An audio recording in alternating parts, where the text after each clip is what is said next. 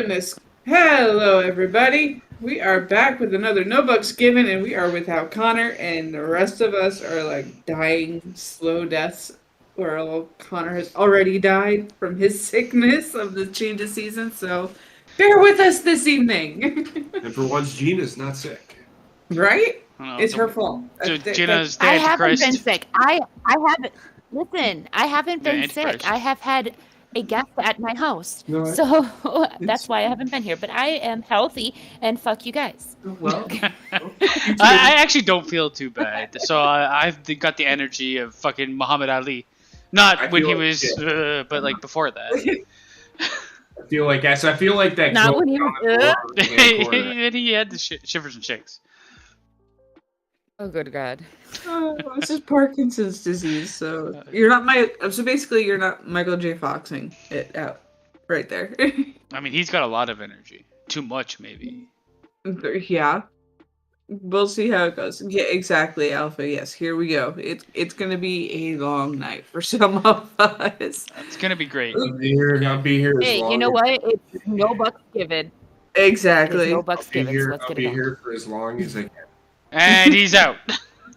You'll know if I get up. I'm not coming back. If we just see him fall to the floor behind I'm me. not gonna fall to the floor. I'm just gonna get up and go to bed. Yeah, See that goat in the bottom right is you.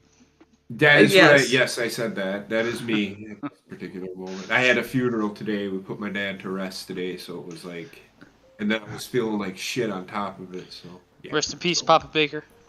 Yeah.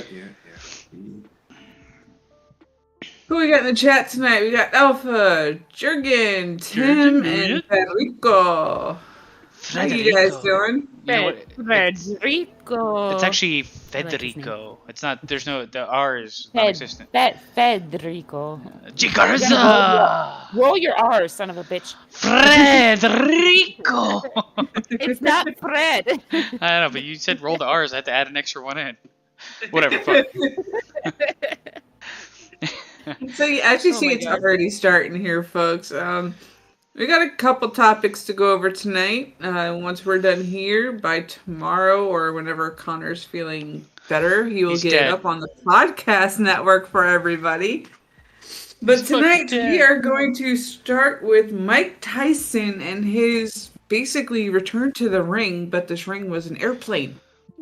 I'm just gonna tell you right now, he is everybody on a plane that Yes. I want to be. I want to be that. I want to repeatedly punch somebody in the face for fucking annoying the shit out. First I of already all- I already hate fucking flying, and if somebody was Exactly. doing that shit to me, I would just repeatedly punch that fucker in the face, But like that's- over and over and over again. That's exactly it. Flying fucking sucks. Anybody Yes. that's like, I love flying, has Okay. obviously not flown enough. Okay. Gina. Continue. What? Continue. Oh no, I was just gonna say, just to review the article a little bit because I've heard about this, but I didn't have a chance to actually read the article. So, from what I understand, there was somebody that was annoying the fuck out of Mike Tyson, and he Yeah. just finally had enough, snapped, and beat the shit out of the guy. I would have done the same thing. Well, correct me if I'm wrong. Again, I haven't read it, but from what people have told me, this guy was apparently like not only belligerent him with verbal confrontation, but also like pointing his finger at him, poking him. Like, who the fuck pokes Mike Tyson? Like, you just Who the Don't fuck do does that to a stranger to begin with? I don't read. exactly. I can't read. I don't read. I but don't read. I don't read, so I honestly don't. I just know that he was being annoyed by this guy, and he just, at that point, he just repeatedly started punching him in the face. Well, I I mean, would have done the exact same thing. Ah. And actually, it was more than just an article. A video first came out. The first video that came out that was posted by Shannon Sharp, genius that he is, completely out of context of Mike Tyson just beating the shit out of this guy. Later on, video came out of the said guy that was getting his ass beat, of standing up, hovering over Mike Tyson's seat, pointing at him, yelling at him, talking to him, and like, just being Why though? he was Well, just I being mean, annoyed it because was Mike Tyson in front of him. what I was trying to say before is the flying on a plane sucks. It's not fun for anybody. What kind of fucking person is gonna go on a plane and be a complete asshole to anybody else? It doesn't matter if it's Mike Tyson or not. Right. You need to be shot in the head and thrown off the plane because, if you're all in a situation you don't really want to be in, all you're really doing is getting to a destination. Why be a fucking complete prick? I have no qualms about Mike Tyson. And he makes it even worse because you're pissing off Mike Tyson of all people. Oh, and I was just gonna say, this is the guy that told a fucking other boxer that he was gonna eat his children. And Mike Tyson, rip the ear off of somebody. Yeah, but he's like found his center. He's on the marijuana fields, smoking weed every day, reading economics books and shit. I mean, come on. If he's gonna be after like everything that has been done and said with Mike Tyson, if he's gonna beat your ass after he's like found his like happy place, then you probably deserve to get your ass beat.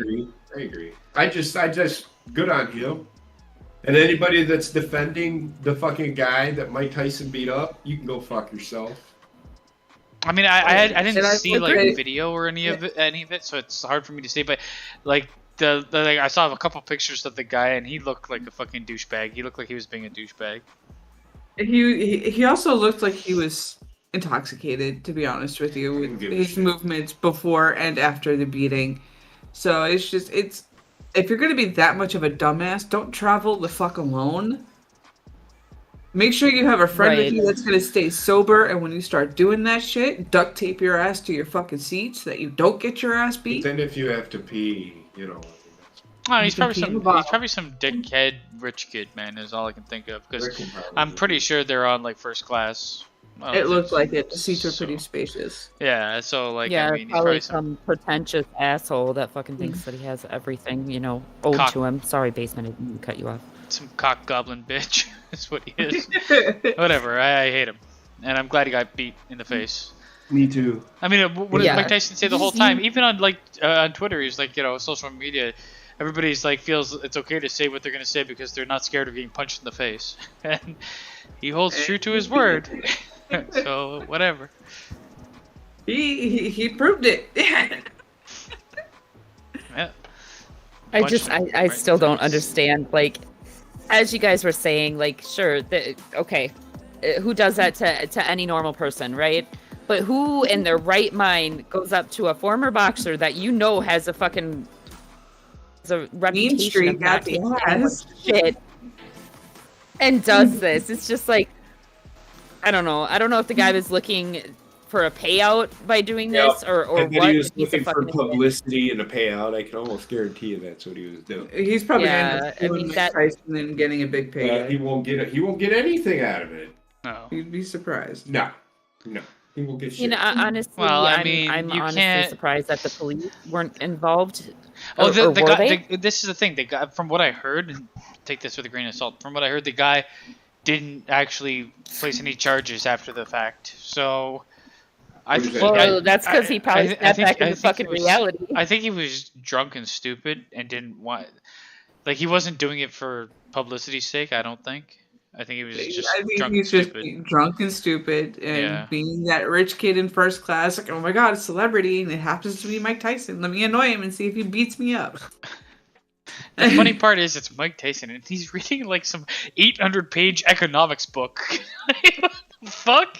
Mike Tyson? Yeah, and then after it happened, well, he's like a pit bull of a human being. After it happened, the guy, if he was drunk, he probably snapped back to fucking reality and was like, oh shit, no, I don't want to press charges because I look like a fucking asshole right now. Well, if I could find the video, because where I first saw the full video from him annoying Tyson to Tyson beating him up to the after effects, I would show it to you guys, but it's been disabled by Twitter because of inciting violence. It's like, well, they didn't disable the one where he's just pummeling him and that's it, right?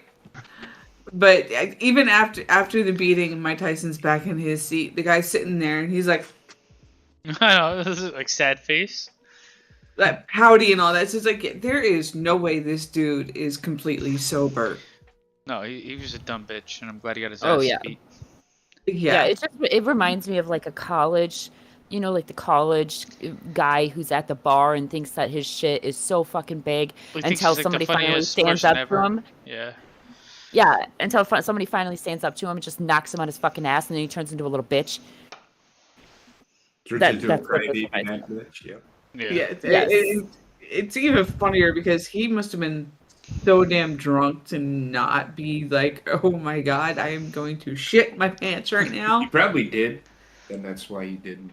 Yeah, but you know, if he does go to the authorities, I mean, from what I understand, they treat like fighters different. Yes, when they have to register their hands. Yeah, it's like you're literally like a walking lethal weapon. So he can be charged pretty harshly, but I didn't hear that was going to happen. But I don't know. I don't think that's going to happen.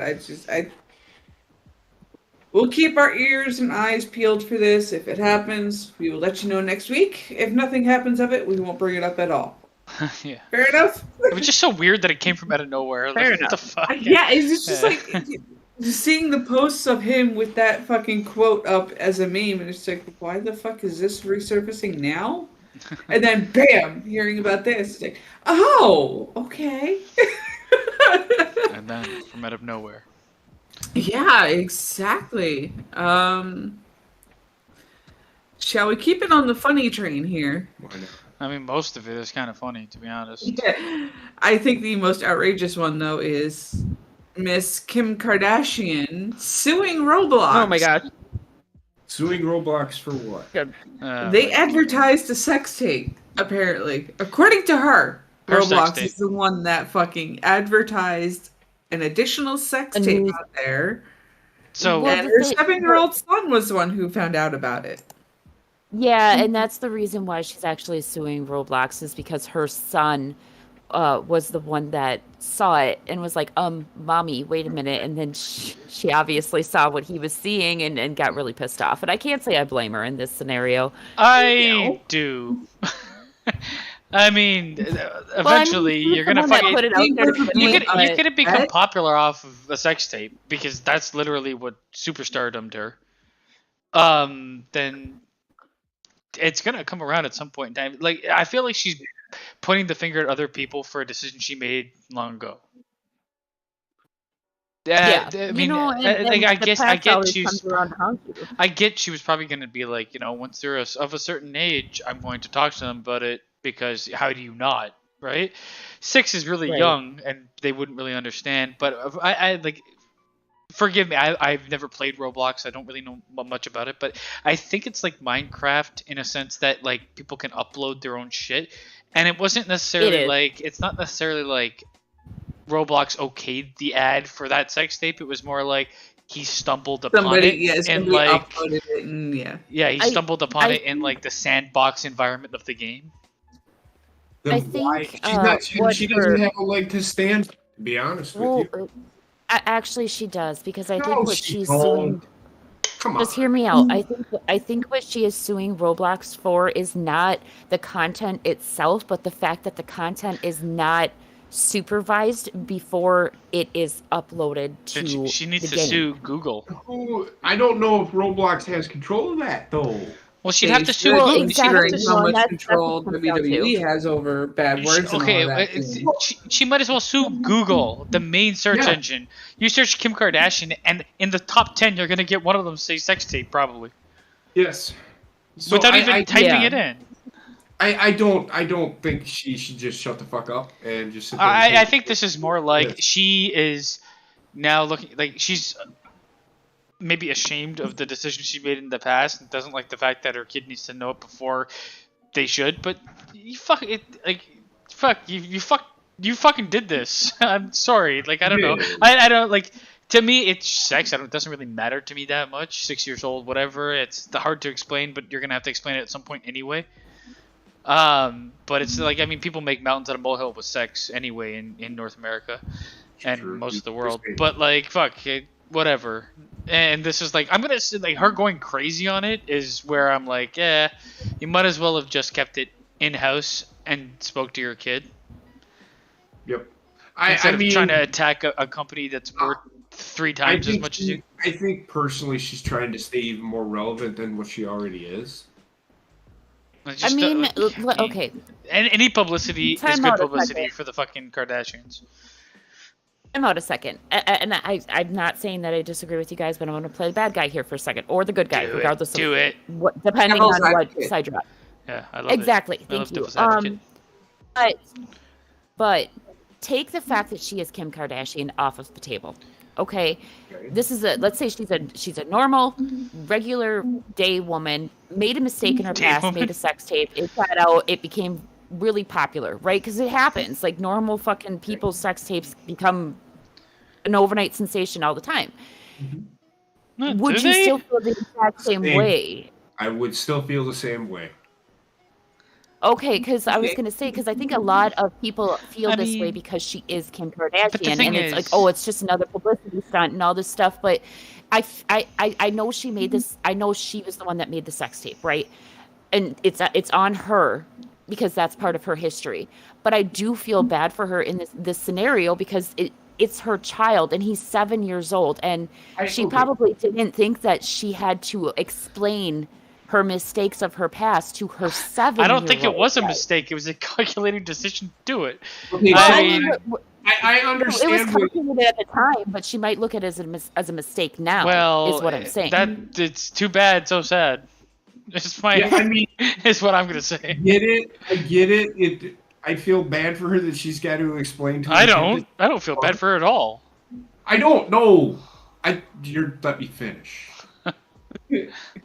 I feel bad that she has to explain to her kid that she acted like a whore when she was younger. Because that's exactly what she did. She had a sex tape. It doesn't necessarily mean she's a whore. I feel bad for the kid having to fucking know that her mother put a sex tape on Pornhub. I mean, I feel worse for the kid knowing that her mother is Kim Kardashian. Yeah. Oh my god. It's a boy, by the way. All right. But, like, I mean, okay, here's the thing. A regular person puts out a sex tape. They're not... If it becomes super popular, that person becomes super popular. That never really happens. It's always the celebrity sex tapes and shit like that where they're already popular. If it's something that's, like, stolen from them and uploaded, then that's different. But this was used as a marketing tool. It was used as a marketing tool for her brand of herself. And I could give less of a shit what happens to her.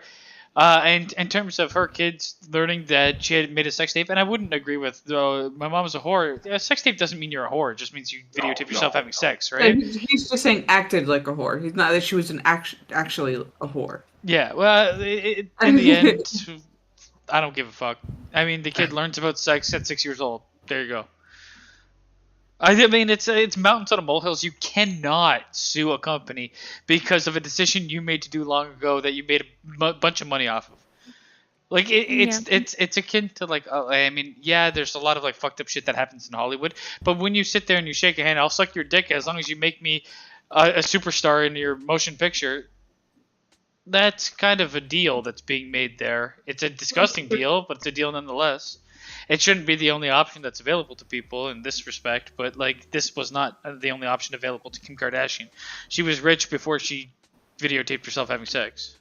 Her and her whole family were rich and very well taken care of before this, and they were very well known before then. Was the lawyer for O.J. Simpson.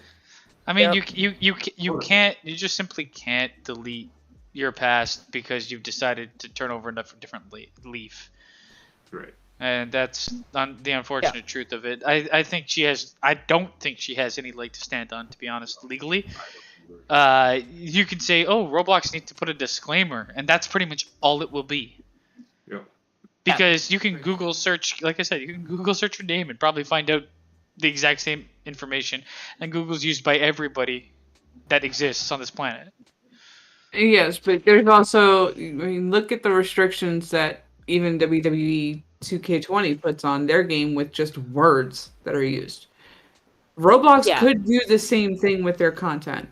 Well, I'm wondering right now if you could upload a picture of a dick on WWE 2K22. Well, here's the thing. My daughter plays Roblox, and I have never, like, I watch her play the game sometimes. I've never seen anything that was super inappropriate like that.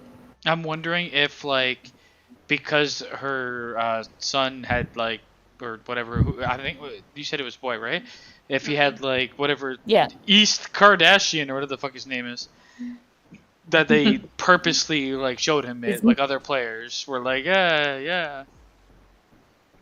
Yeah, well, and that's kind of what I was thinking too, because, like I said, Bella plays Roblox, and I've never seen anything inappropriate like that come across the screen when she's been playing. Right. Yeah.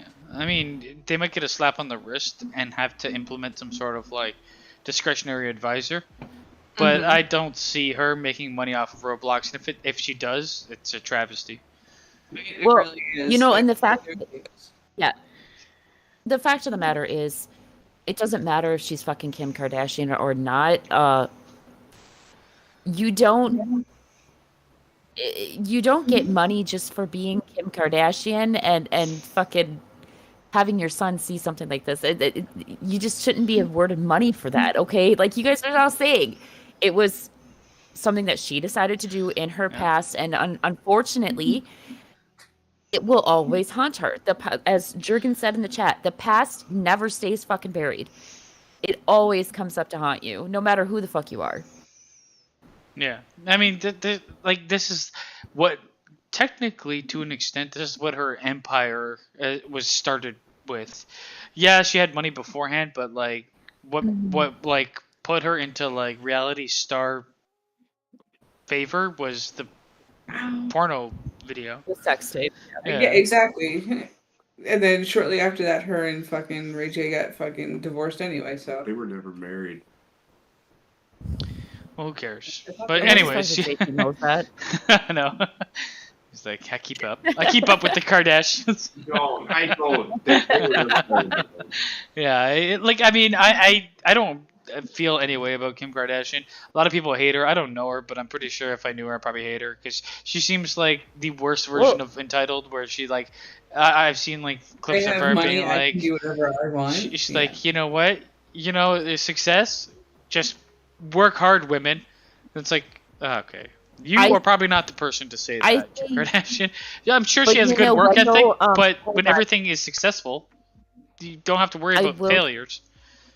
I will say this, though, okay, whether you respect the Kardashians or fucking not, yes, they started out with money, but they also built their own empires. And I'm not talking about just the Kardashians. I'm talking about individual empires. Like, each one of these girls have their own individual multiple businesses.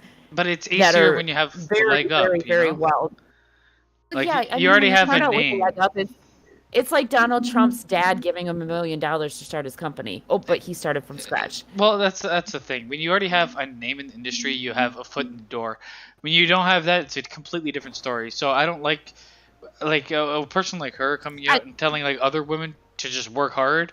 She does. I don't think she understands that is not. It's not the right person to say it. Yeah, the Kardashians are all the marketing side of it. They don't do any of the actual work for the business. Right. And I can tell you that. I'm sure they work hard. I'm sure she works hard. There's got to be a level. Even upkeeping. What's her name? Courtney is involved with the clothing shit a lot, actually. But anyway, even upkeeping that level of public personality is hard work. I'm sure she works hard, but she started here where a bunch of people start here, and she's telling them all you need to do is work hard. They do work hard. Everybody fucking works hard for the most part, but they don't have the chance. I can say that I respect them as businesswomen, but I cannot say that I respect them the same that I would for a businesswoman that started out in the fucking trenches. You know, I would have a little bit more respect for somebody that started in the trenches and built an empire out of that versus somebody that started in like, you know, the comfort zone and then built an empire. I don't really respect them at all, but that's just, I feel like they're trash human beings. They're garbage people, and they're 90% plastic. I think that they will do anything for a buck.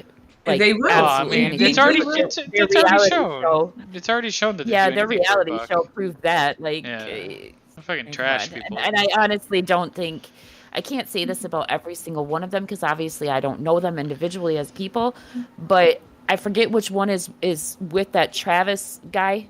Chloe. I don't know who. Yeah, no, Travis? it's Courtney, isn't it?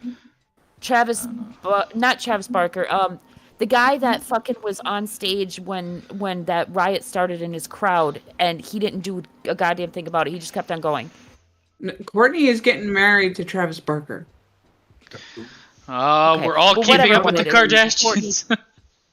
Regardless of which, whoever is with that musician is a fucking piece of shit, because the musician and the fucking Kardashian didn't give two fucks about any of those fans. They don't care about anybody. They obviously don't care about anybody but themselves. Yeah, especially since a fucking 9-year-old boy died at that event because of that. And they didn't. Yeah, don't show my 6-year-old videos of me pounding a guy. But well, okay with 9-year-old death, whatever. Fuck, they're terrible people. They all look like mutants. They're all fucking monsters. That's the thing. From what I understand with this Roblox thing, her son was never actually shown anything. It's just advertised that she had part 2 of her sex tape. That's what I understood from it. She made a fucking sequel? He never actually seen the sex tape, so technically he's not actually scarred. Oh, well, probably. Yeah. I'm pretty sure he probably has like 15. It's not real sex unless we record it. Fucking weird bitch. Honestly, I'm surprised that the cameras weren't in the room with fucking Kanye and her while she was making Northwest. So. Oh. Good. That's gonna be. His name is gonna be so confusing. He probably had that blank stare that he always the entire time. Yeah. I feel like he orgasms and his face just go back to. Just like when he's smiling. Oh, when he orgasms, he gets that like frowny face. You guys his know regular face. He like shows emotion and then it like dies on his face immediately. He looks like American. He's like American Psycho. That guy is weird too, man. They're all fucking weird. That guy apparently was diagnosed as bipolar, but I'm pretty sure he has some other diagnoses with that, because that's more. I think he's bipolar schizophrenic. Yeah, he's batshit nuts. Definitely fucked up. But I do say that I will say that I feel bad for Kim Kardashian with the harassment that she's having to put up with from him. I don't feel bad for her. That I can about say anything she does. I have a heart. I can't. Not for her. No.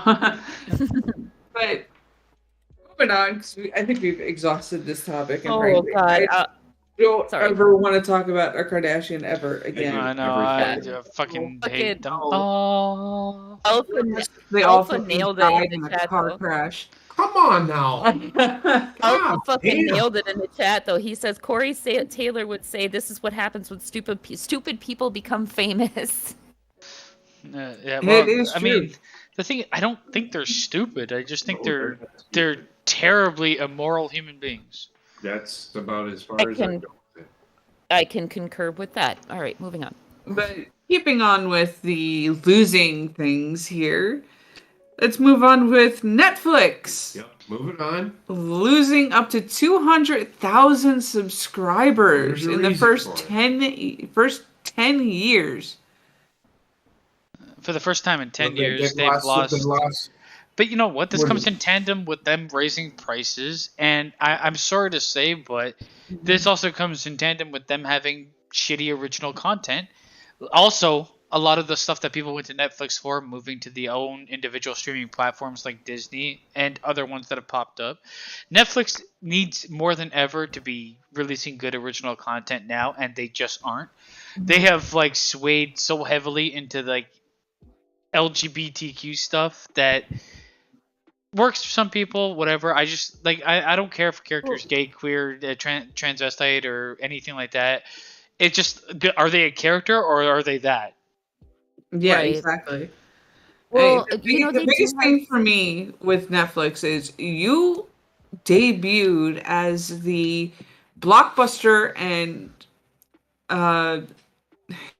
American Video, Family Video killer, because you made it easier for people to be able to rent your movies and return it at their own convenience through mailing people the DVDs. That's where you started, Netflix. at $10 fucking a month. Well, now you're almost $20 a month for your top fucking tier. When you have shit content, you have only indie movies on your fucking platform now because you couldn't fight hard enough to get other movies on there. And your original content has fallen to the wayside because you don't want to put the money into it. I don't personally give two fucking shits about Netflix, but so then you can just sit there and be quiet while everybody. You know what? The thing is, you fucking jerk. Some of Netflix's content is like their original content is decent. Like I like Stranger Things, I like Cobra Kai. You know, there's a few other ones, but Ozarks. Lately, the Ozarks is fucking fantastic. I cannot wait. The second half of this season comes out in like a week. I'm so excited. But anyways, I'm going to tell you this. Aside from like those, go ahead, Gina. Aside from those main shows, their new content is severely lacking because those main shows obviously got postponed because of the pandemic and stuff. So we've been waiting forever for those. Meanwhile, they're rolling out with like this bullshit content. I don't know. They just released true crime, right? Yeah. True crime is a huge platform that they could be exploiting the shit out of like every other freaking streaming site is.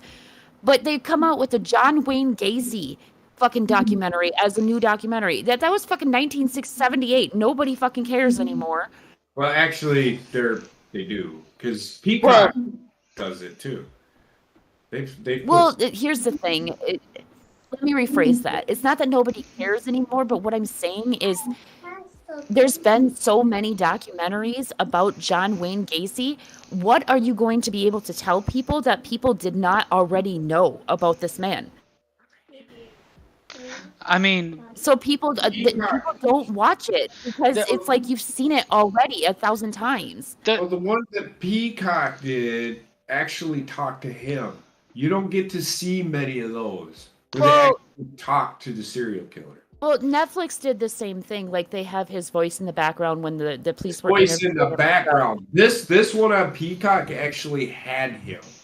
Okay, then that obviously could not have been anything from any time within this realm because he got executed like a long time ago. I understand that, but I'm just saying these are interviews that he did with the guys that made this documentary. I mean, that was just recently released. The bottom line, outside of like what you guys are talking about, the bottom line with Netflix is what are you offering that is worth double the cost of a lot of other streaming platforms? Well, that's the actual question. Right. So here's my thing. Do you really think those 4 movies or 4 shows that you said, you really think they're worth $20 a month? This is my question. Absolutely not. This is the problem with Netflix. They keep raising costs. And I do want to correct Gina on one thing. Cobra Kai started on YouTube Premium, not Netflix. Yeah, they bought it because, but they bought it and they've developed it since, right? I am in great fear of that show right now. I love Cobra Kai. The thing is, Netflix. It's not that I don't trust Netflix to put on good programming. They do good programming, but Lucifer got 10 times better after it went to Netflix. The problem with Netflix is it's too expensive, and they've wasted. They keep putting money into failed projects, and when I say failed projects, they put a bunch of hype. They put a bunch of money into something. It has a season. The fans don't get closure because they cancel it. And that's that. Like you can't keep doing that because though you might have a show that not a huge amount of people are watching, you still need to put the show. It's a streaming platform. That show's going to be on there forever. People might catch on to it later. Stop canceling things before they're done because people they lose goodwill. Why am I going to spend 12 hours of my life watching 12 hours of a TV show for you to just turn around and cancel it? Though I might like it and a bunch of people maybe don't. We're just like, fuck, man. And in the end, the cost is ridiculous. Yeah, and it doesn't make it any easier when you have good movies on your American Netflix and shit movies on the Canadian Netflix, or good movies on the Canadian Netflix and shit movies on the American Netflix. That they can't control. That I won't fault them for, because that's pretty much laws and bylaws within the entertainment industry for Canada and the US. The biggest thing that I have a problem with Netflix right now is their whole password sharing thing. Okay, because I pay for 4 TVs. That's what I pay for. I pay over $20 a month so that I can have 4 TVs. It should not matter where those TVs are streaming, okay? Because I am paying for them regardless. So I have TV streaming at my house. It shouldn't matter if my mom is watching Netflix on one fucking TV across town at her house, because I'm already fucking paying for it. But now they want me to pay more for it? That's not just fucking that. Happening. Netflix is now introducing... See, I understand them doing it for when it's not in the same house. When you're sharing your password to a TV that's in the same fucking house and you have to pay for it, I'm sorry, no. No, it's all working off of the same IP address. That's basically paying extra for a cable channel because there's another TV attached. I understand if you're... let's say you only have 2 TVs, okay? You're paying for 2 TVs. Okay, then you share your password. Okay, let's say I would share my password with my mom, but I'm only paying for 2 TVs. But yeah, we're watching 2 TVs here, and my mom's watching it over at her house. I can understand making me pay more for that, but I'm already paying for that fucking TV. It should not matter, because who's goes to say that I'm not over at my mom's house watching Netflix at my mom's house while my kids are here? The biggest problem with Netflix is the fact that they started out giving a lot away. That was their the selling point was, hey, if you want to share Netflix passwords, hey, here we go. Oh, my whole family's gonna watch it wherever they live, doesn't matter. Now you take all they're doing now, and this is why they're losing subscribers, is taking away and not giving back. It's so simple, and I can't believe they don't see it, because they're taking away things that they've already given to people, charging them more for the things they've already given, and now they're introducing a tier that's more affordable, but it's going to have ads. It goes against their whole mantra. It does. The only reason why they are introducing that is because HBO Max has it, and a lot of people are canceling their Netflix and getting HBO bottom line Max. Is, why are we going to streaming services and not just keeping cable TV? Because it's turning into the exact same fucking thing, more expensive. Yeah, exactly. Especially since there are so many different streaming services, you might as well be paying for cable. It's an oversaturated marketplace, and they're not adapting correctly. They will continue to lose subscribers until they actually start. Netflix needs to sit down and stop greenlighting fucking shitty projects. And this goes into the project that I saw, the man getting pregnant one. It's a comedy, drama, whatever, but it's called He's Expecting, and it's part of this whole conversation. It's how many times, and they had cuties with like a bunch of like kids, and it was weird. Yeah, that one was fucking horrific. But here's the thing: the pregnant man has been done already by Arnold Schwarzenegger in Junior. But this is like a more woke version. It's still going to be played for comedic gags, but you're going to get that like, oh, so this is what women go through type thing, and it's going to be. It's gonna be hard. Necessity to keep the egg alive. It doesn't even make any sense. It's trying to bring in the transgender culture into Netflix, and it's just like that. I mean, in so many different ways. It's not this. I don't care what anybody says. That the thing that can't, like, as soon as like this woke culture started existing of people saying, hey, this is the way the world is now. The go woke, go broke thing is pretty fucking on point, because anything that tries to put like gender politics into it without like having a good story and just shoehorning in gender politics fails. You know what though? I will say that I am so happy to see that a lot of people are finally starting to open their eyes to this whole fucking woke culture shit and calling it out for what it is, which is bullshit. It's kind of disgusting, to be honest. They're finally starting to like realize what the fuck is going on and being like, "Hey, wait a minute." It's like the extreme version of feminism, where it's no longer about equality. It's about strong arming everybody into thinking a certain way or being a certain way. Like, I mean, to be honest with you, I have no problem with people like struggle with their identity and shit like that. I know that there's a truth to that, but the way that the media uses it and abuses it to make coin is disgusting to me. And it should be disgusting to them too. It should be disgusting to everybody. It's not even just for them to make coin. They are trying to introduce this to second graders. Yeah, that's a whole different. Kids That's a that whole are different 8, can of 9, worms. 10 years old. Yeah, that's are a being whole told. different You know can what? of worms. They are going yeah. to have their own sexual education class. You don't need It's- sexual well, education at 2 years okay. old or 6 years old. You Okay, really don't. Here's the thing. Bella's 10 years old, right? And recently in her class, they were learning about puberty, right? Perfectly fine with that. I had no problem with that because they're 10 years old. You know, obviously Yeah. they're all like, not all of them, but some of them, including my daughter, are starting to experience the first signs of puberty. So obviously, you know, they need to know about that. Next year, they will start to talk about the organs as far as sexual reproduction. But they don't actually go into the actual sex part of it until they're in 7th grade. Yeah.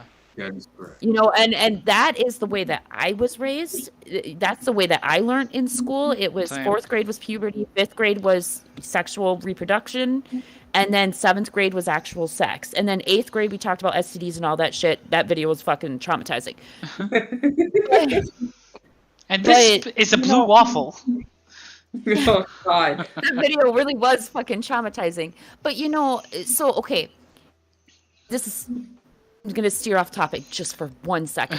Don't You've worry, got the- we've got off for a while. It's already gone off. But you've got Florida with the "Don't Say Gay" bill, right? Don't say And- gay bill. What does that mean?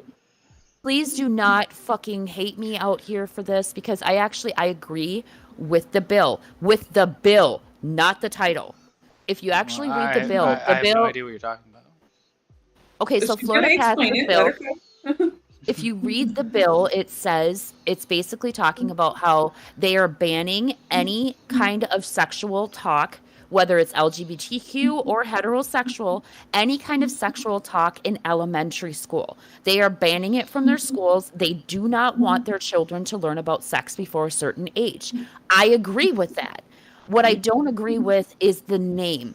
If they would have named it anything else other than "Don't Say Gay," this would not be such a controversial bill. Exactly. Because- I mean, the name doesn't because even make it's not sense just- to the topic. Exactly.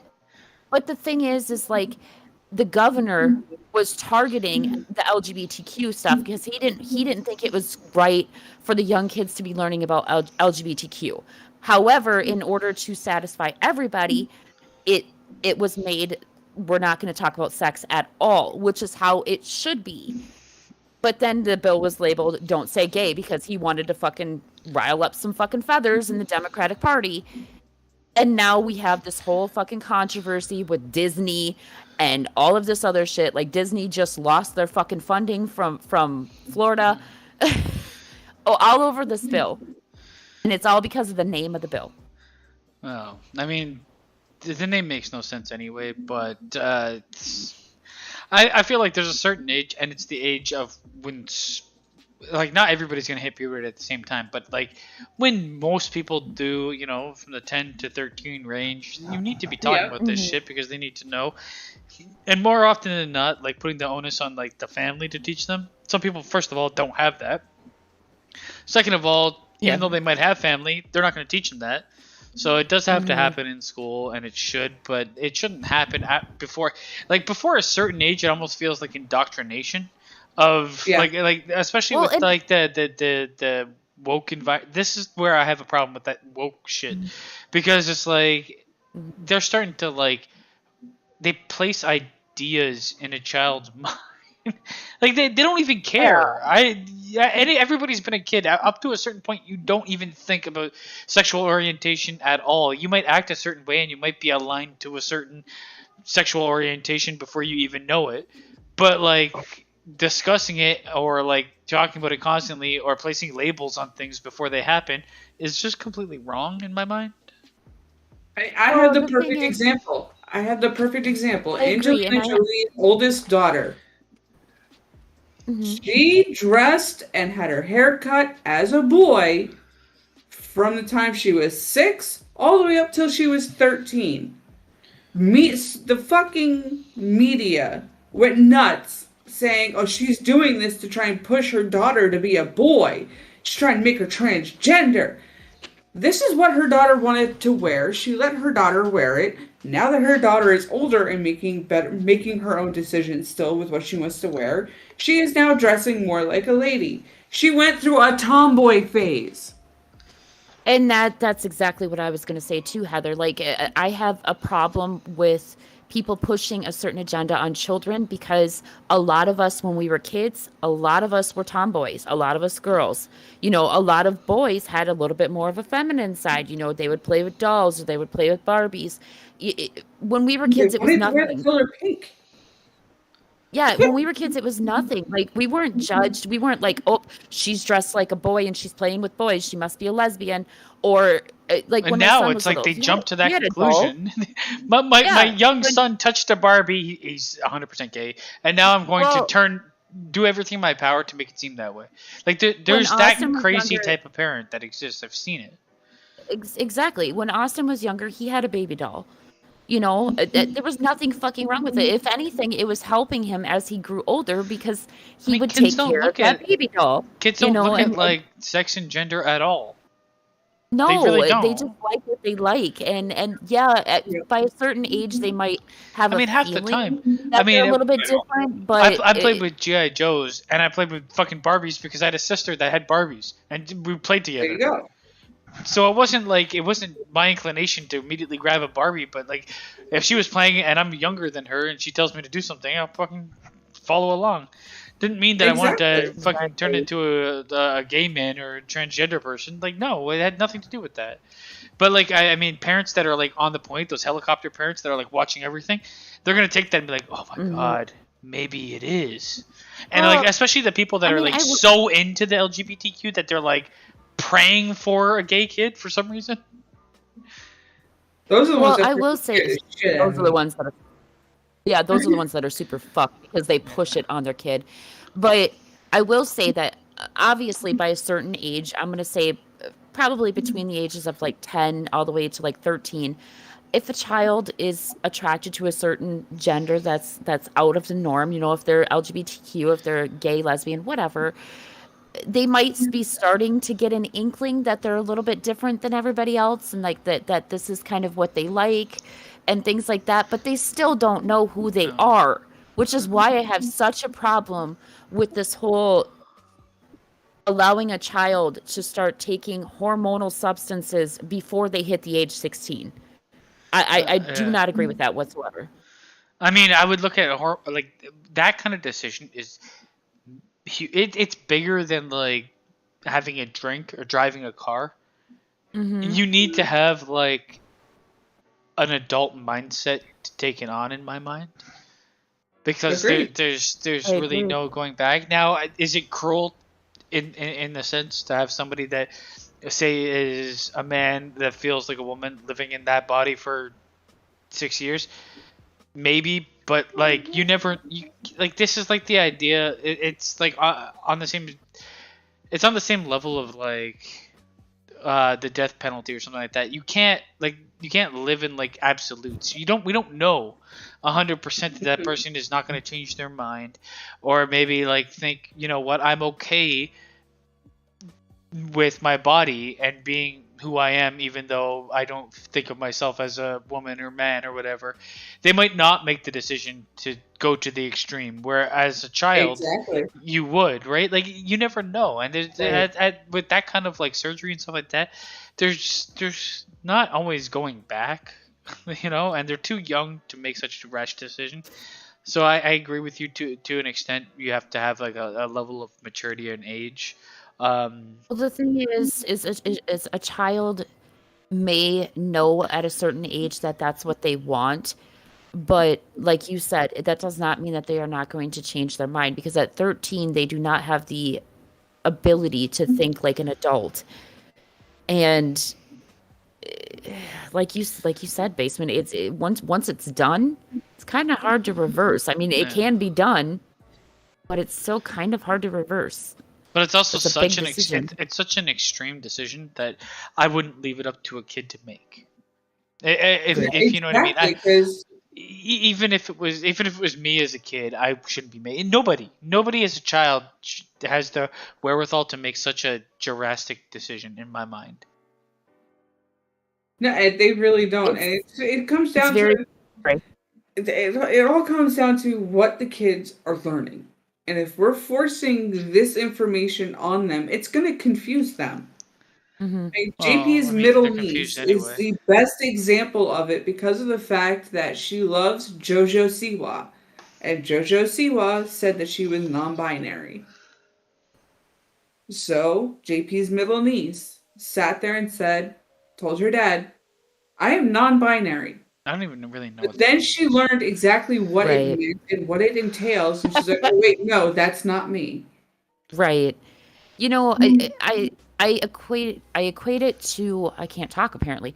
I equate it to, okay, you have a 13-year-old. That 13-year-old tells you that they want to have a sex change. No, they want a sex change, okay? Or what happened in that show? Think at 13 years old, do you think that they are able to make a rational decision regarding having sex? If the answer is no, then they are not able to make a rational decision when it comes to deciding their gender at that age. I mean, think about all the other stupid shit you do between the ages of 10 and 20 and 10 to 30. It all depends. It all depends. Okay, so the thing is, people mature at different ages, and the whole thing. I mean, I've seen people like, what the fuck is Will Smith's kid's name? He's like, I'm so mature. I only hang out with cool people. He's not. He's a kid acting mature. That's just. There's always going to be that telltale sign when somebody tells you they're mature for their age that it's not. They have a level of maturity, but they don't have the understanding of maturity. There's two different things. Well, here's the thing. Can I argue that there's not a 16-year-old in the world that's not mature past their age? No, I can't, because it all depends on the circumstances in which they were raised. But if maturity they were raised is in a not really rough environment is not where they had to grow up fast, then they might be matured past their age. But you also can't say maturity is just one thing. It's maturity on what level? You know what I mean? You might be mature in taking care of your family because you had to at 16. You might be mature in certain things, but you might be immature in the decisions you make everywhere else. So it's different completely. You know what? The perfect example for that, if anybody out there has seen the show Shameless, yes, the oldest daughter, Fiona, it's a perfect example of that. She had to take care of her family because her dad was a drunk, so she was super mature when it came to her family. But everything else, she had no clue. She was a fucking mess. And I mean, a lot of kids that have to or in a situation that have to grow up fast, tend to relapse in their 20s. Agreed. Because of not having a chance. Once not being required to do certain things, it does happen. I wanted to give love to the chat though. Jurgen says the one live action show that they should not have canceled is Cowboy Bebop. I mean, the animated is way better, and the music is good in this and that. I don't think they should have canceled it either, but they did. We have 8 or 9-year-old kids. This is Alpha being given sex education now. Fuck that. I'm sorry, but that shit is fucking disgusting to me. That's a bit young, but I mean, some 9-year-olds hit puberty. It does happen, but I also think with that, it's not. When I say it's the sexual education, I'm talking about the actual sexual education. Yeah, actual education of it. I'm not talking. We're talking about puberty. Stuff that happens to your body through puberty. Right. We were given that education. I'm fine with them learning at that age. And you know what? They're going to need to know that information. Exactly. And when it goes past that, no. And you know what? With in Bella's situation, they talked about puberty, but the kids were split. The boys went with boy teachers. The girls went with the girl teachers. The girls learned about what girls experienced during puberty, and they learned a little bit about what the boys experienced, just a little bit. And it was vice versa. It was just enough to where they can understand what the other gender is going through, but not enough to where it would lead into the sex talk. We were given a hand-drawn book with a guy that had the word puber written across and a big T. So that was that. But like, I mean, you take it in stages. You're not gonna all of a sudden hit 8 or 9-year-olds with like sexual intercourse. You're gonna hit them with your body might. Some schools are trying, which is horribly bad. You're gonna like, I mean, no kid is gonna go from I went from seeing hair and erections to I want to know everything about pounding. It's take it year by year. I mean, right now Bella's just worried. Like, it's the cutest damn thing. She's gonna kill me if she ever hears this. But every single time that she like goes to the bathroom, she told me the other day. She goes, "Mom, I'm scared because every time I go to the bathroom, I think my period's gonna start, and I know it's gonna come soon. I just don't want it to." But she thinks, because she's only 10, she thinks that every time she goes to the bathroom, there's a chance it could go. And again, Bella, if you ever hear this, trust me, you will know when it happens. And you will rue the day. Well, the thing is, I got mine at 10. And she knows that. Because, like, even before they talked about this in school, I'm very open with my kids. So I talked about puberty and the things that she was going to experience and all of that stuff. And she knew what a period was and all that stuff. So she already knew before school even taught her. But I got mine at 10, and that's one of the reasons why I had the conversation with her, because there was a chance that she could get it at an early age because I did. And she's already experiencing the cramps and the mood swings. Oh my God, the fucking mood swings. She's already experiencing all that. So it's only a matter of time. God fucking help me.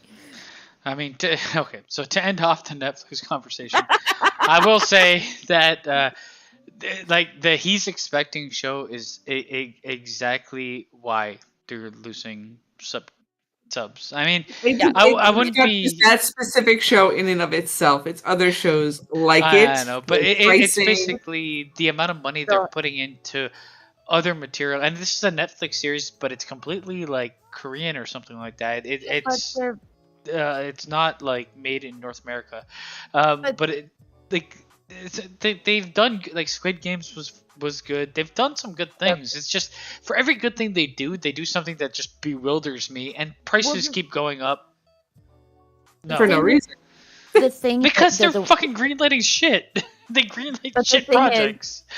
The thing is Netflix, they do not make a project for everybody. Like you pointed out earlier, Basement, they single out certain people, mainly LGBTQ community as of late, and they produce a film for that genre of people. Well, that still leaves a huge variety of people that may not like that particular thing, and you're going to get that in movies all the time. But it's just they've been zeroing in on the wrong things. I mean, I watched the show and I gave it, because I'm like, okay, I don't know what this is about, and it was like a bunch of different people that like experienced each other's lives or something, right? I'm like, that kind of sounds interesting. I watched it and it just became like a LGBTQ orgy at some point in like the third episode. I'm like, what is this? Like, it wasn't even like the show. It was called Sense8, I think. Or Sensational, some shit like that. And it was made. I should have known when it was made by the Wachowskis that it was going to be that way, because they are strong since they both went from man to woman. I think they're like strong into that. But it was just like, and the thing is too, like with the LGBTQ stuff, and it's like sexual gratuity. Like it's like it's all over. It's so overtly sex filled. It really is. Reason. It really is. And I mean, I get the gay community has always been like overtly sexual, because it's like not all of them. Well, I mean, like in terms of like we had the gay pride parade here all the time, and it's like super sexual for some reason. Like men wanging dongs down the street. Why is this happening? It's not like that here. It's not like that here at all. Like our LGBTQ parade is very tame. It's family friendly. Ours is like families can go. It's not friendly. There's dogs flapping in the wind. It would not be so bad. Like if Netflix wants to make LGBTQ stuff, fucking great. Do it. I support the LGBTQ. But make a good show. However, make a garbage. Exactly. don't make garbage, and you're producing multiple films at one time, and you're releasing them. Don't make them all about the same thing. You got to give variety if you want to keep all of your subscribers. Yeah, I'm in line with Basement here. If you want to sit there and make a show about gay people, go right for it. I don't care, but don't make it all about, yes, I am gay and I am here. Give them an actual fucking character and a story I can get fucking... Oh my god. Look at Boondock Saints. You had Willem Dafoe. He was gay. His character was fucking awesome. Like, look at back in the 90s. Okay, some people like this film, some people don't. I personally loved it. To Wong Fu, thanks for everything. My sister loved it. I watched it a million times. They were transgender men, but there was a very good story. There was a very good storyline behind them. All that you need is a good story and good characters. You can make those characters gay, transgender. You can do whatever you want with those characters, because the last thing I actually care about with a character is where they put their dick or what they do with their vagina. Exactly. That's really the last thing I care about. And if you care about that the most, then just sit down and watch Love Island or one of those fucking shit shows. Oh my god. Basement, do you remember when we watched fucking that one? Oh, it was so bad. I can't remember what it was. Temptation Island? Temptation Island? It was so bad. Okay, we were watching SmackDown together. And then Temptation Island came on. And we watched it. It was terrible. Fucking awful. It was so bad. They're all bad. Oh my god! That didn't stop us from watching it again the next week, though. I'm still watching it to this day. No, I'm not. Shows like that suck you in because you want to see what kind of train wreck is going to happen the next week. Man, I just can't. I know the reality TV fucking formula, and I know it's all fake anyway. It's like, it's reality. No, it's scripted as fuck, man. Yeah. But it's reality. No, it's not.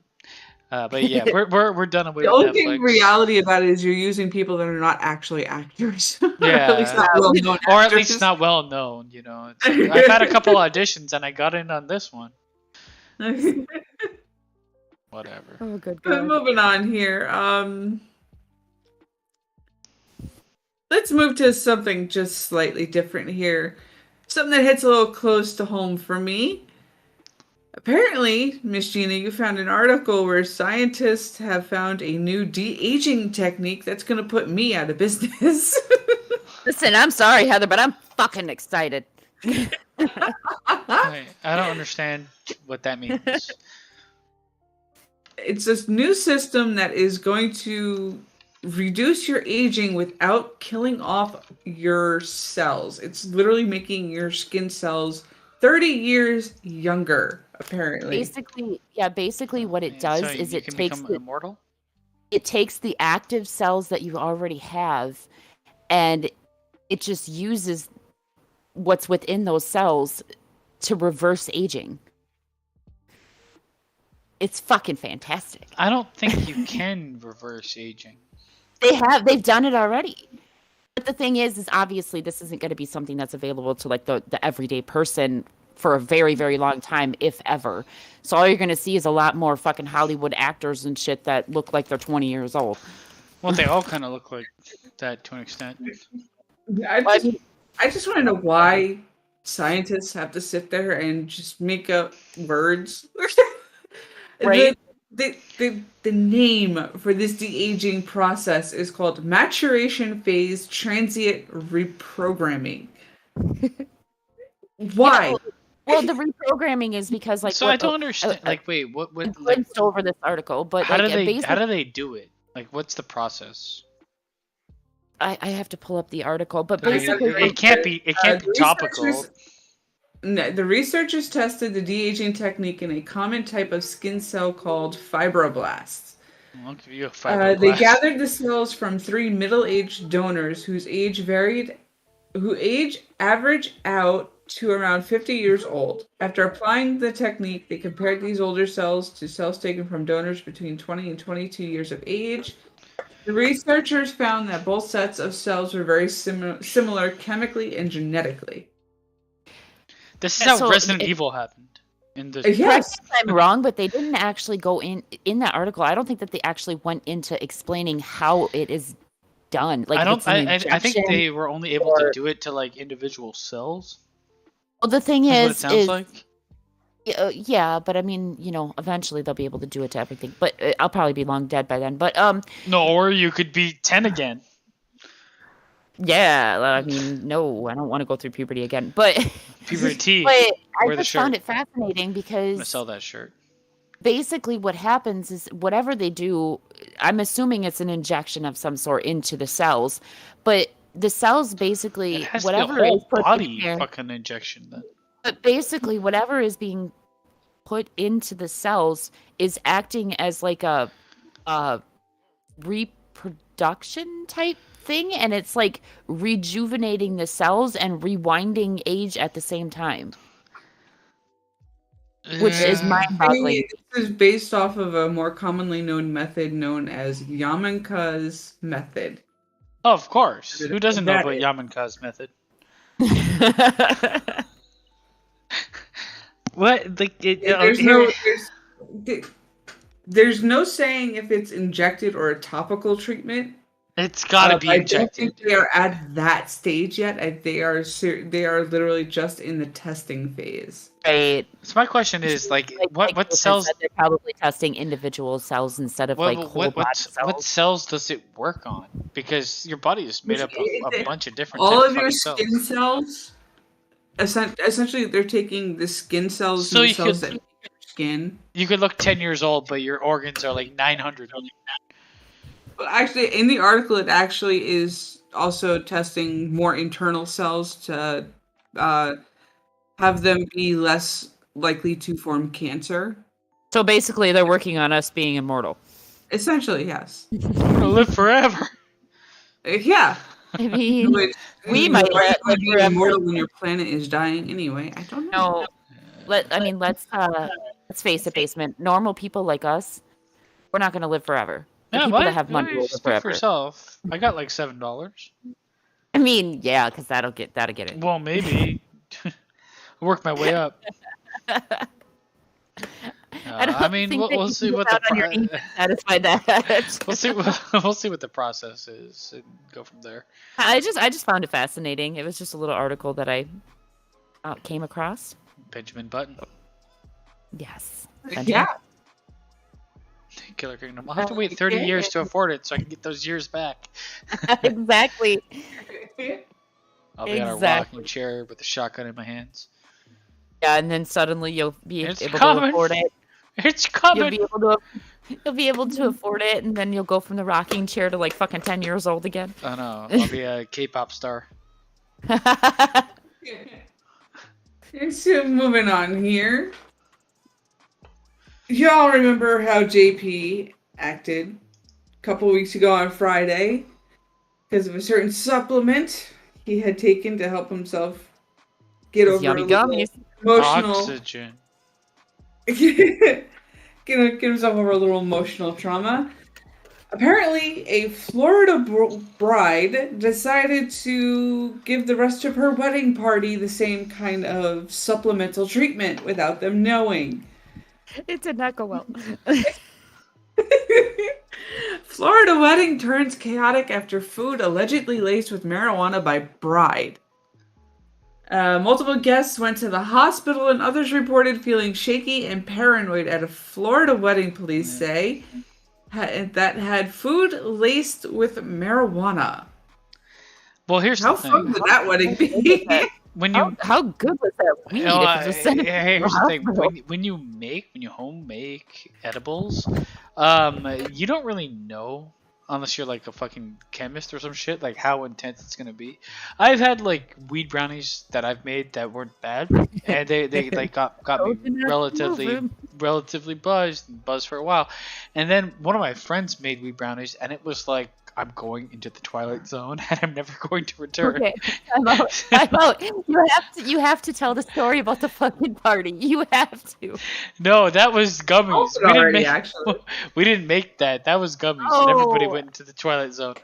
But this one was like my heart was beating out of my chest, so I can understand. I can understand what they're saying. Like, here's the thing: why would you do this unless you got like consent from people? Because if you if you got a bunch of people high that have never been high and on edibles and on strong edibles, they're gonna be like, I'm dying, I'm dying, I'm dying. Oh yeah, if there's children involved, oh that's fucked. Oh, the guests were not feeling the love at a Florida wedding that descended into chaos and resulted in felony charges against the bride and a caterer for allegedly lacing the food with marijuana. Attendees at the reception for Dana and Andrew Svoboda's wedding, that is one hell of a last name now, on February 19th in Longwood, told police they had vomited and felt unsteady and paranoid after eating, while other guests went to the hospital from the effects of marijuana-laced food, according to authorities. If they went to the hospital, that's just like because they weren't expecting. They probably were never high. They know what the fuck was in them and what the hell was going on. Yeah. Right.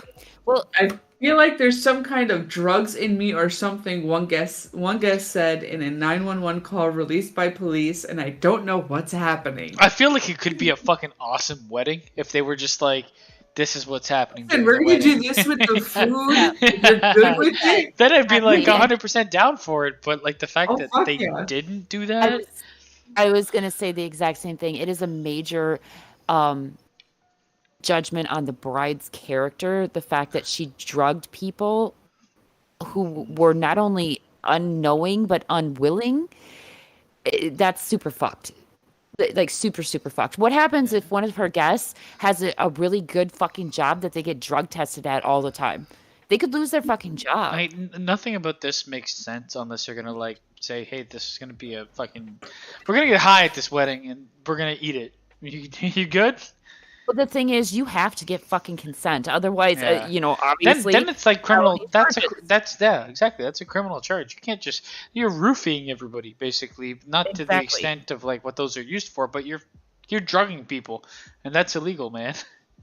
Oh, this is the worst one out of all the witnesses there. Guest Nancy Postma told police she felt very paranoid to the point where she thought her son-in-law had died and her family didn't tell her.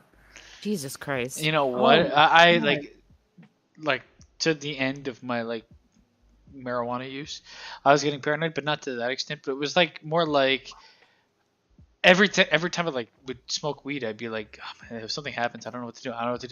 I can't do it. So I just stopped doing that shit because that was wild. Well, yeah, it's a betrayal by the bride. I mean, you read the headline and you're like, holy shit, laugh, blah, blah, blah. But ultimately, it's not fucking funny. It's a huge betrayal. Those people were there to help celebrate a very special day for them, and the bride just basically slapped all of them in the fucking face. Why would you do that to your own wedding as well? You know what I mean? Like, I don't know. It's so weird. I understand if you sat there and told the caterer, listen, my husband and I want to do this, do it to our food and our food only, then fine. But when you sit there and say, you know what, let's fuck with everybody and put in everybody's food. Well, and not only that, but I don't, correct me if I'm wrong here, I'm not sure, but I don't think that Florida has legalized weed. So the caterer is probably out of fucking business as well. Well, she's out of business anyway because she drugged people unknowingly. Well, it didn't say anything about... I don't know. Florida seems to be like the haven for like everything going stupid. Crazy people? Yeah, there's a lot going on. At the end of the article... Ronnie, you're not crazy. How are you not crazy living down there, Ronnie? Right? She might be. We just don't know. At the end of the article says multiple guests tested positive for THC at the hospital, according to police. If convicted, the bride and caterer could each face up to 5 years in prison and plus a $5,000 fine for criminal negligence and I forget what else they said it was here. But I don't see anything as far as it being the weed itself being illegal. I mean, I don't know if it's... Okay, yeah, I'm not sure about Florida. Okay, so no matter what, it's like... It's immoral. it's like spiking the punch bowl. But the thing is, like, with weed... Well, here's what I have a question about, because When I've had like potent weed brownies, you can taste the fucking weed in them. Right. So I'm wondering if these people are just like, it's kind of weird to me. Well, you also have to think, like, were these people that were normally exposed to like marijuana to where they would know what but like the thing is, you'd be exposed to whatever you're eating at some point. Like most weddings are Yeah. not gonna like go crazy with the menu. They're gonna like adhere to the guests. But what I'm saying is, are most of the guests, would they, if they It had to Would be they like recommend the whatever of the wheat is what I'm saying. well they would know that like it's probably the Something's like fucked wedding up with the the wedding food, cake the wedding cake tastes like shit because you can't really do anything with like the main course. Like it's got to be baked goods. And a quick Google search has shown that you do need a medical card to get it, so it is partially legalized. You need to be prescribed it. I mean, Got it. I'm with Killer Kingdom. I hope there wasn't kids there because that's fucked up. I mean, it's fucked up regardless because it's no consent. But like, It's extremely immoral. the thing is, it went from like it went from like, in my opinion, a pretty cool idea. If like the groom and bride are like potheads and they're like, hey, we're all gonna get fucked up, and everybody was told they had to consent to it, then yeah. But the way that this played out is like not great. No, Right.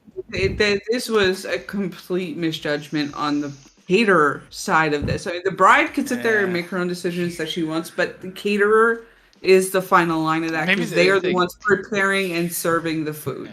Who knows? Right. And Killer Kingdom brought up a really good point in the chat. He said, did the husband know? And how does he feel about it, having his wife getting herself in jail potentially? For that, of all things. I mean, I'd be like, I know we just got married, girl. But annoyingly, I'm about to drop a big D on you. Followed by Ivorce. Oh man, yeah, that's just super fun. I think a lapse of judgment. I mean, it's Florida, so what else am I going to expect? Exactly. Florida is the capital of meth heads alone, so yeah, they don't call it Florida Man for any reason. Oh my god, I follow this British guy on TikTok, and he does like these little quirks about America, you know, like things that we have that Britain doesn't. But Florida, oh my god, Florida's like a running fucking joy for him. He loves Florida. I mean, Florida is a running joy for any comedian out there on the planet. Okay. I mean, Britain and England isn't much better, man. They're fucking crazy too, man. Oh, dude, are. I watched on TikTok. I watched a fucking guy literally ride an alligator the other day on TikTok. I've physically seen a man almost fucking kill another man because of soccer. Oh yeah. With they really fucking like their football over there. They do. They get crazy for it over there. And they weren't even in there. They were fucking Dominican or some shit. Well, look at what happened in Mexico with soccer this past year. I know. Just the world goes fucking nuts with soccer, man. Yeah, just people are fucking weird, man. When you care about like, I don't know. I just don't understand people. I don't understand. I don't understand you, JP. I have trouble understanding him sometimes. I don't understand anybody that can get like so irate over something they have no control over and means nothing to them in the long run. But teach their own. Alright, what's next? Hit me with your best shot. Next, we shall move on to something that is very big to this channel, and that is the gaming world. Starting with Insomniac looking to create a world-class engineering team for a multiplayer game. Now, the article does not mention what kind of multiplayer game it is going to be, or if it's just going to be the bullshit couch co-op kind of multiplayer. I don't think we that's don't know be yet. The case. I really don't see a company like Insomniac that has like done things online for the most part go to couch co-op. I mean, after you like when we first discussed this, Heather, I couldn't put like anything to the name with Insomniac. Yes, I know I've seen it, but like I didn't know to the extent that I've seen it. Yeah, As you need to stop. As the article says here, Marvel's Spider-Man developer Insomniac Games is busy staffing up for its multiplayer game, and part of that involves building a world-class engineering team. Taking to Twitter, Sean McCabe, Insomniac's head of technology, revealed the company is on the hunt for a senior gameplay manager. Nothing else was revealed on the game, but diving into the job description does at least give us an idea of what the candidate will be doing. I mean, this is why, like, I guess that's why people are hyped too, because Insomniac has kind of been a developer that hasn't really done wrong, at least by fans' perspective. I remember when they were handed Spider-Man, and people were like, "Well, I don't know what to expect," and then Spider-Man like blew people out of the water. So Yeah, they were also at the same time that they were doing that, they were also working on Ratchet and Clank: A Rift Apart, and from everything I've seen with that game that is exclusive to PS5, it's fucking phenomenal. Job description for what Sean McCabe had put out. Insomniac Games is looking for an amazingly talented senior manager, gameplay programming, to join our growing team. As the senior manager, gameplay programming, you'll be responsible for helping us build a world-class team for a new multiplayer game. The senior manager is responsible for leading a team of leads and managers to deliver outstanding product quality while ensuring the well-being of the team. This person will have a passion for multiplayer games and a strong background in multiplayer technologies and developmental practices. If this sounds like you, please read on. I guess the speculation is going to be, well, the speculation is going to be as to what that game could possibly be coming from Insomniac. Insomniac is a developer with, like I said, like a strong repertoire in terms of like releasing games that are heralded by the fans and heralded by critics. So when they come up with something like this, a lot of people like start to anticipate, well, what is their past? Is it going to be a Ratchet and Clank game? Is it going to be a Spider-Man game? What is it going to be? So it's gaming news. It's still way too early to speculate upon what they will do with it. And the thing is, I've learned from my long fucking career in playing games that to take everything with a grain of salt, man. I like, no developer is absolved from making fucking a shitty game. Let's just say that. Exactly. So who knows what's gonna happen with this one? I mean, there's a story to it, but there's not too much. It's all speculation at this point. We just know right now that they are indeed hiring a team for a multiplayer game, which is something they have not put out in a while. Yeah. And as long as it has the care that they put into their single player jaunts, then it should be something for us all to look forward to. Absolutely. I mean, definitely might be something we try out here on the channel, because they are also known for making their games pretty affordable too. Yeah. And I mean, that's the project. I do want to segue a bit from this and say, like, in terms of like today's gaming, I love gaming companies that lean towards, we want people to play our game, and we don't want price to be the thing that stops you from doing it. So like a game like It Takes Two, or the game they made before that gaming company, I can't remember their name, but that gaming company has got it right. I mean, they're like, it's a multiplayer game, it's meant to be played co-op, but we don't want to hinder people to have to buy the game to play it co-op. Right. So like I got the game, and me and Gina played it, and it was great. And then you have a game like Back 4 Blood. We all got it. The game was not released at full price anywhere. It was released in like the 50s, I think, and then you got it for sale. And the DLC, only one person has to buy it, and everybody can benefit from it.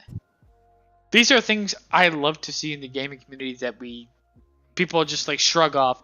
And I see there's so much hate for Back 4 Blood that I don't get, because it baffles me because the story for it is actually pretty good. Well, I mean, I don't Considering care it's about. just a first-person shooter game. I mean, I don't even really care about the story for that game. It's just like the mechanics are fine. People want to shit on it compared to something that years gone by is just simply not as good anymore. Like, I don't know when like the game. This is the gaming community online on Twitter and everything else has gone the way of the internet wrestling community, where it's just like when things are good, you shit on them. When things are bad, you shit on them. You don't deserve anything you get. Exactly. I'm sorry. I just came back from using the restroom. Were you talking about It Takes Two? Mm-hmm. That was the developer for the Well, game. what I was saying is like have one person own the game and share it and play co-op. That's an anomaly. That's such an anomaly in gaming. Like, yeah, because you guys had Back for Blood, and then we played It Takes Two. It Takes Two, and No Way Out was the other game. Yeah. Oh, and that one Resident Evil that we played. Yeah. Well, no, that was PS Now or something, wasn't it? Yeah. No. I don't think that was like shared. No, because that had to have been shared play because before when we played that, I hadn't gotten PS Now yet. I can't remember what that was, but I don't think. Whatever. I love the fact that like some gaming companies are like leaning into the fans and helping them out instead of like nickel and diming everybody. And this is it's a change. It's such a welcome change because games are video gaming is the most lucrative media in the world. So the fact that they don't give back or try to, and most of the time I've gotten disgusted to the fact that they're Call of Dutying us. Oh God. Mm-hmm. So it's not even just Call of Dutying; it's Activisioning. Yeah, it's every Activision. You want to gamble as a 7 years old? Like, come on, no, stop selling gambling to kids. Well, oh God. Yeah, Bella, she's been after me for those Roblox, but were those Robux? Yeah. And I said no. I said no. I will. No, I refuse to do those. That practice is like become illegal in Europe, and it should be illegal here. I absolutely refuse because one, it's a giant waste of money. And two, once she gets the Robux, she's going to start becoming addicted to it, and she's going to need more and more and more. I went through it with Austin with fucking Here's the thing.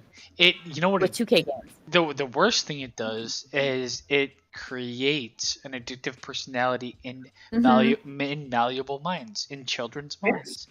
Exactly. It's horrible if you actually think about it. Like what they're doing is terrible. I cannot tell you how much money we fucking spent on 2K fucking basketball on and NBA all it 2K. is throwaway garbage. Exactly. It's you might as well open your window and throw out money. Exactly. So like I absolutely refuse to start it with Bella. I said I'm sorry, but you can play Robux just fine without having all this extra shit. And Killer Kingdom, I agree with you 100%. There's a couple games out there that I will fucking clap my hands together with. The Witcher 3. The game gave you 40 to 50 hours of gaming, and then they released the DLC. The DLC came out. It was at $16. The DLC was 40 hours of game. Yeah. Well, you look at The Last of Us, both Part 1 and Part 2. How many hours of gaming was that? Yeah, I mean, with The Last of Us 2, I mean, I think the game was too long personally, but like, it went over and beyond my expectation in terms of content. Like, I fully agree with what Killer Kingdom's saying. A game should be released as a whole instead of being released with other releases in mind, and in the most part, like gatekeeping those releases behind paywalls, that's ridiculous. Like the Call of Duty does it. The game is already made, and they have all these DLCs already made, and they're just postponing them to make money off of them. And a lot of the games now, this is piggybacking off of what you're saying, but a lot of the games now, like, okay, let's say you're playing a shooting game, right? Gun that you want, but you can't even earn that gun through the game anymore. You have to buy it. There's no other choice. Or they do worse and they say you can earn it, but you have to play the game for like 400 hours. Or you can just buy it. Right. Like, I mean, like that gambling in video games, like legit, like it's legit gambling and gambling tactics in video games needs to be stopped And legally. it's not, yes, and it's not just with console games either. Like games on my fucking Mobile cell. games, Oh my God. don't even get me started. Mobile games started this. Mm-hmm. Mobile games started this and almost destroyed the gaming industry because of it. Because you know how I said video gaming was the most like lucrative? Mobile gaming is the most lucrative version of video gaming. Yeah, I mean, I was playing And it's this. all shit games. It's like, I don't even remember what the fuck it was. It was like some Smurf game, right? Well, you get to a point, it's like you have to wait time, or you can give us a 50 cents and continue right now. I was playing this game called Smurf Village or some shit like that. It was basically just like you build a village or some shit, and you had to build the village and stuff. But you got to a certain point in the game where you literally could not do anything else unless you paid money or waited for like an obscene amount of time. Yeah, you had to wait for like a month in order to be able to build one fucking hut. And I finally just deleted the game. I'm like, you're not getting my fucking money. That's what I'm saying. Like, or you have all of these mobile games that are just nothing but advertisements now. Like you play one game and then it's a fucking if the game is 3 hour long advertisement, it's gonna be filled with ads. Like mobile gaming is the devil of gaming. It's the worst version of gaming that exists. I mean, don't get me wrong. There's some mobile games that are actually pretty good. But the practice of mobile gaming has turned them into things that I want to burn at the stake. Mm-hmm. And mobile games are starting to come now to fucking consoles, and consoles are charging $15 to $20 for them. It's like, motherfucker, I can get that on my phone for free. Did you guys, speaking of mobile games, this is a little off topic, but it touches in with Netflix before. Did you guys see that Netflix has a fucking show about video game or about like mobile games now? They have like a trivia, what is that game? Trivia quiz or whatever it is. They have a fucking show about it on Netflix. Oh my God. I'm not surprised because Netflix will fucking put money into anything. Yeah, there's like 4 or 5 different shows about mobile games. For a while there, Netflix was literally like, come to us with half an idea. Greenlit. Yeah, exactly. Oh my God. But yeah, that's Insomniac and our rant about gaming. I guess we can move on to something else. We can continue it a bit and segue into the update for the new PlayStation Plus that is going to be released for the Americas. Targeting is June 13th of this year. Now, if you have both PlayStation Plus and PlayStation Now, you are automatically transferred over to PlayStation Plus Premium tier, which is $120 a year. What? Yeah. I mean, how much was it? How much was it beforehand? Per month, though, because hold on, let's see, 120 per year divided by 12 months. For a month, it's $18 a month. Actually, it's only $10 a month. If for both of them, if it's $120 a month, that's not bad. It's $10 a month, which is actually less than what I'm paying now, because right now I'm paying $10 a month for the PS Plus I'm paying another additional $10 a month for PS Now. So I'm actually saving $10. I don't know. I mean, in terms of like when they change shit like this, it's usually in the consumer's favor for a year at least before it becomes not. So I mean, I have no problem with what they're doing. I think it's more quality of life than it is, with trying to rob people. Right, with the new platforms, if you go with just the essential, all you're getting is the 2 monthly downloadable free games and cloud storage, exclusive discounts, and the online multiplayer. That's all you're getting with the essential package. If you go to the extra, you're getting all of that plus 400 of the most enjoyable PS4 and PS5 games, including blockbuster hits from our PlayStation Studios catalog and third-party partners. Games in the extra tier are downloadable for play. That is $100 a year or $15 a month. That makes no. Well, I guess yeah. They were discounted on a yearly basis. I mean, in the end, The essential tier is $10 a month or $60 a year. The extra is $15 a month or $100 a year. PlayStation Plus Premium, which is what myself at least will be I'll transferring have it over as to immediately because I do have both PlayStation Now and PlayStation Plus. Same. Yeah, You get same. everything in essential and the extra tier, but you're Same. also getting an additional 340 games, including PS3 games, only through cloud streaming though. Well, I mean, the way I look at this is it's not doing me any favors. Okay, Yeah. well, hold on. I have a problem with that because, like, okay, most of my issue with the PS Now games was the fact that I was only able to stream them, which means I don't have a computer that can fucking handle the stream, which means I can't actually stream them to YouTube. Well, also streaming them on YouTube is pretty intensive on your internet. It's taxing on the internet, right? But I have a problem. 340 additional games, great, but I have a problem with the fact Numbers that they're mean all nothing. only They might be shit games. well, and they're not, PS3 not games. all Gina, not all 340 are cloud streaming. It says Oh, okay. including.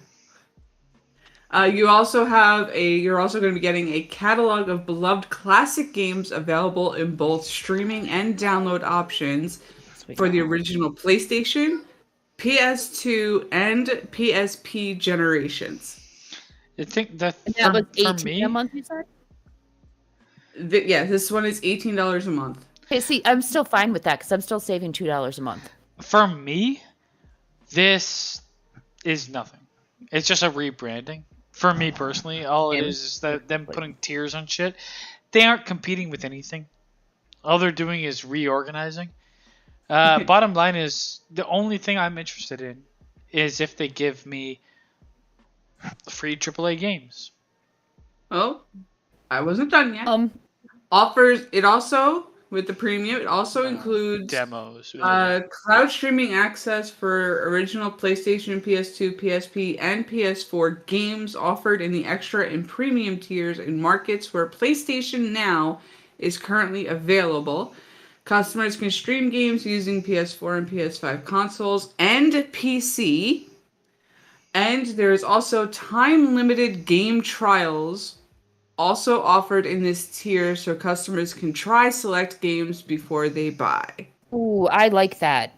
I don't. I like that option. I like that option because there's been so many games that have come out that, like, with the previews, it looks like I might like the game, so I buy it and then I end up fucking hating it. You see, there's also the downfall of that because they'll give you the demo of the very start of the game, and you'll love that. But then right after that section is done, that game becomes impossible to play. Also, like, are the demos going to have full functionality? Am I going to get multiplayer? Or are they going to be like, multiplayer is not available in this demo, but it will be on full release? So how does that work? I don't know. And also, like, the demo part of it, you're going to have to download basically the full game to play the demo. They're not going to be uploading partial parts of the game. I highly doubt it. It'll end up being just like that night when I was trying to download fucking Man of Medan.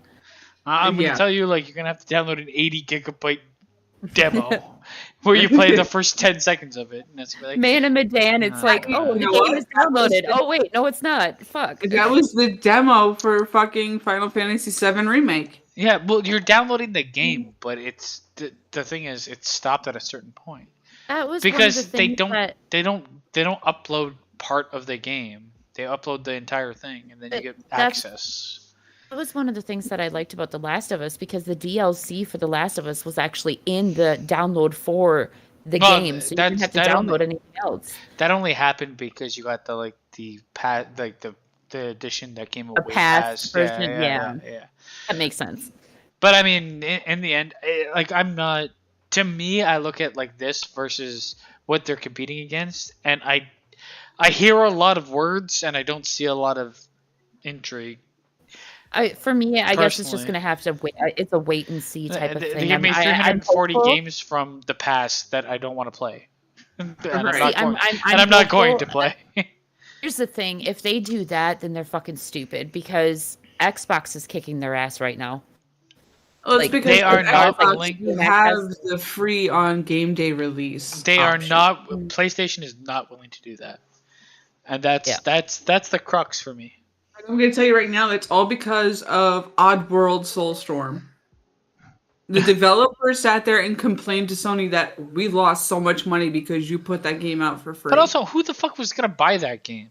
Oddworld was like okay back in PlayStation 1 era and PlayStation 2 maybe. It was an okay game. It wasn't ever gonna blow the socks off of anybody. It deserved to be where it was, and it deserved what it got. Exactly. And not to mention, I tried playing it, and I got so fucking confused on what to do. And then it's basically a platformer. It is.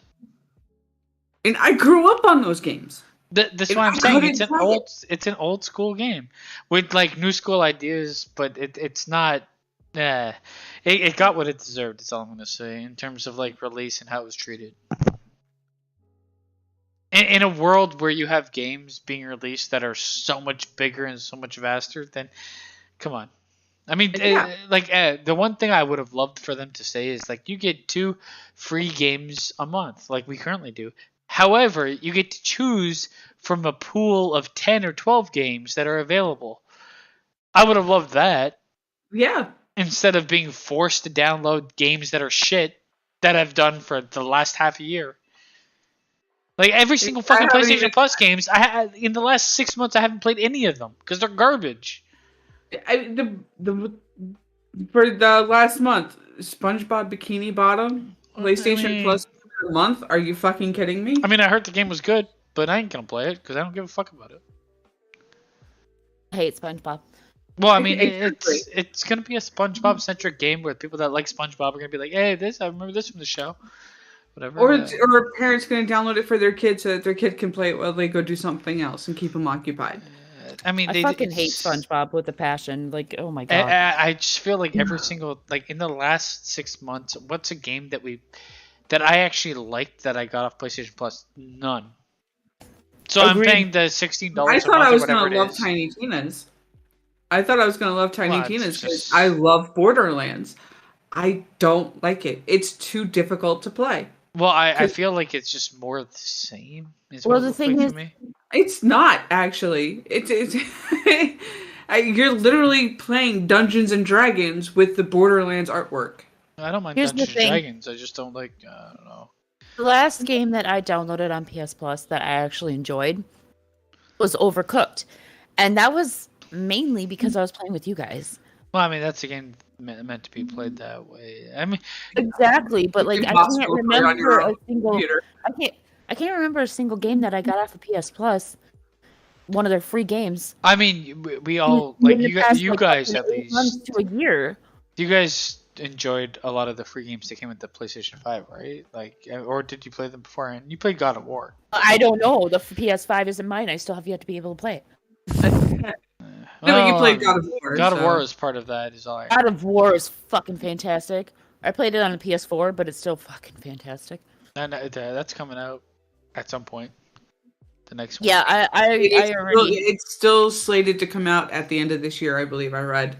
I already told Austin that he better not even think about fucking playing that night when it comes out because I'm streaming it. So yeah, I mean, it is what it is. I just feel like the execs wanted to do something at Sony and give a tiered approach, but I do not see, like, me as a consumer of what's going to be the highest level, do not see a benefit personally for me. The only thing that I really like about this is the fact that it's now merging two services that should have been merged together to begin with. That is literally the best thing. I mean, we'll see how it plays out. If it works out in our favor for like streaming stuff and we can all have the same games, then I'll be all for it. But like as like a gamer myself, I'm like, nothing's really changed for me. I still look at Game Pass as being better. Agreed. One of the things I am hoping for is the reason why we've been getting these shit games lately on PlayStation Plus is because they've been holding back certain titles for the launch of this project. I really fucking hope that that's the case. I mean, for the That's most what part, I have my fingers and toes crossed for that. I don't have extremely high hopes for it being true, but yeah. I mean, Well, there's the also thing is, like you look at the games Sorry? that we like and we played. We've liked and we played. There's not a like an exorbitant amount of games that kind of work in that way for us. there's well, there really not also a lot of hasn't been games a that have lot been of coming online out. multiplayer that aren't first-person shooter. Right. There hasn't Yeah. been a whole lot of games in general that have come out within the past 2 years, though, either, because of the whole pandemic thing and all that shit. But I don't know, man. There's been so many games that have been fucking delayed. Yeah. Yeah. Hogwarts Legacy. If you fucking delay it again, I'm not buying you. I'm fucking done with You know what? it. Take the delay. You don't want a cyberpunk situation. But you know what, though? The thing is, with the new God of War, that one was originally supposed to be coming out in the beginning of June. And then it was originally supposed to come out last year, I believe, at the end of last year. And then it got delayed to the end of June. And now it's delayed until the end of the year. I'm 100%. If they delay it again, I swear to fucking God. I'm 100% with games. Okay with games getting delayed because I've seen what happens when they don't. Well, You release a pile of shit that doesn't work properly. Yeah, Well, but the Cyberpunk was only delayed what? But Once? Cyberpunk's Twice? no. Cyberpunk was delayed like 5 Cyberpunk times. was shit. It was delayed That- 5 that- times yeah, and that- still that- released earlier than it should have. Well, you So know, the they problem fucked is that up. I mean, like every game is scheduled to release earlier than it should be. It's like in best case scenario, if everything Well- works great, this is when this game is coming out, which is not necessarily true when you have 18 trillion teams working on something. So I'm okay with them like postponing as long as you're gonna get what you deserve when it shows up. Yeah. The problem with PlayStation right now, too, is like you still have a lot of people that are still very angry with PlayStation because of the way that they rolled out the new system and all of the bots and all of that. And there's Well, still I mean- people out there that can't get their fucking hands on a PS5. And The biggest problem with the new system and its release, it's in tandem with COVID-19 and the stop of the world for a couple Yeah. of years. It's also the fact that they're Right, using, right, they're- but it's also the fact that they're using a computer chip that is not only in their game system, Yeah, it's also but in is like also in the automotive. fucking truck. It's in a lot of the Right. vehicles and it's in high demand. So yeah. well, you know, the thing is, I understand all of that, and a normal person will understand all of that, but it's still, let's say you didn't get the PS5, right? And you're still waiting. You're still going to have a distaste in your mouth for PlayStation, despite the fact that you can understand why. It's still going to make you angry Yeah, I mean, because in the there's no end, rationing with Yeah. that. You know, there's no rational thinking. You're just angry that you can't get your hands on this system. I mean, Alpha says in the chat, I was kind of turned off from God of War 1 because it looked like it was super hard, and 2, I got tired of hearing Kratos saying "boy" a gazillion times. I mean, Yeah, you tell me it was super fucking hard, Alpha. Did you not watch the stream? I will say It was I also played this game for a bit. You know what I got tired of? The fact that I had to face a million of the same creatures all the fucking time, like, started to kill me. I mean, The Last of Us does this, but the pacing of The Last of Us story is better because right when I'm getting tired of facing the enemies, they give me a breadcrumb. Or they give me something, like the storyline progresses. You Where get that God of where War it's was like, everything up.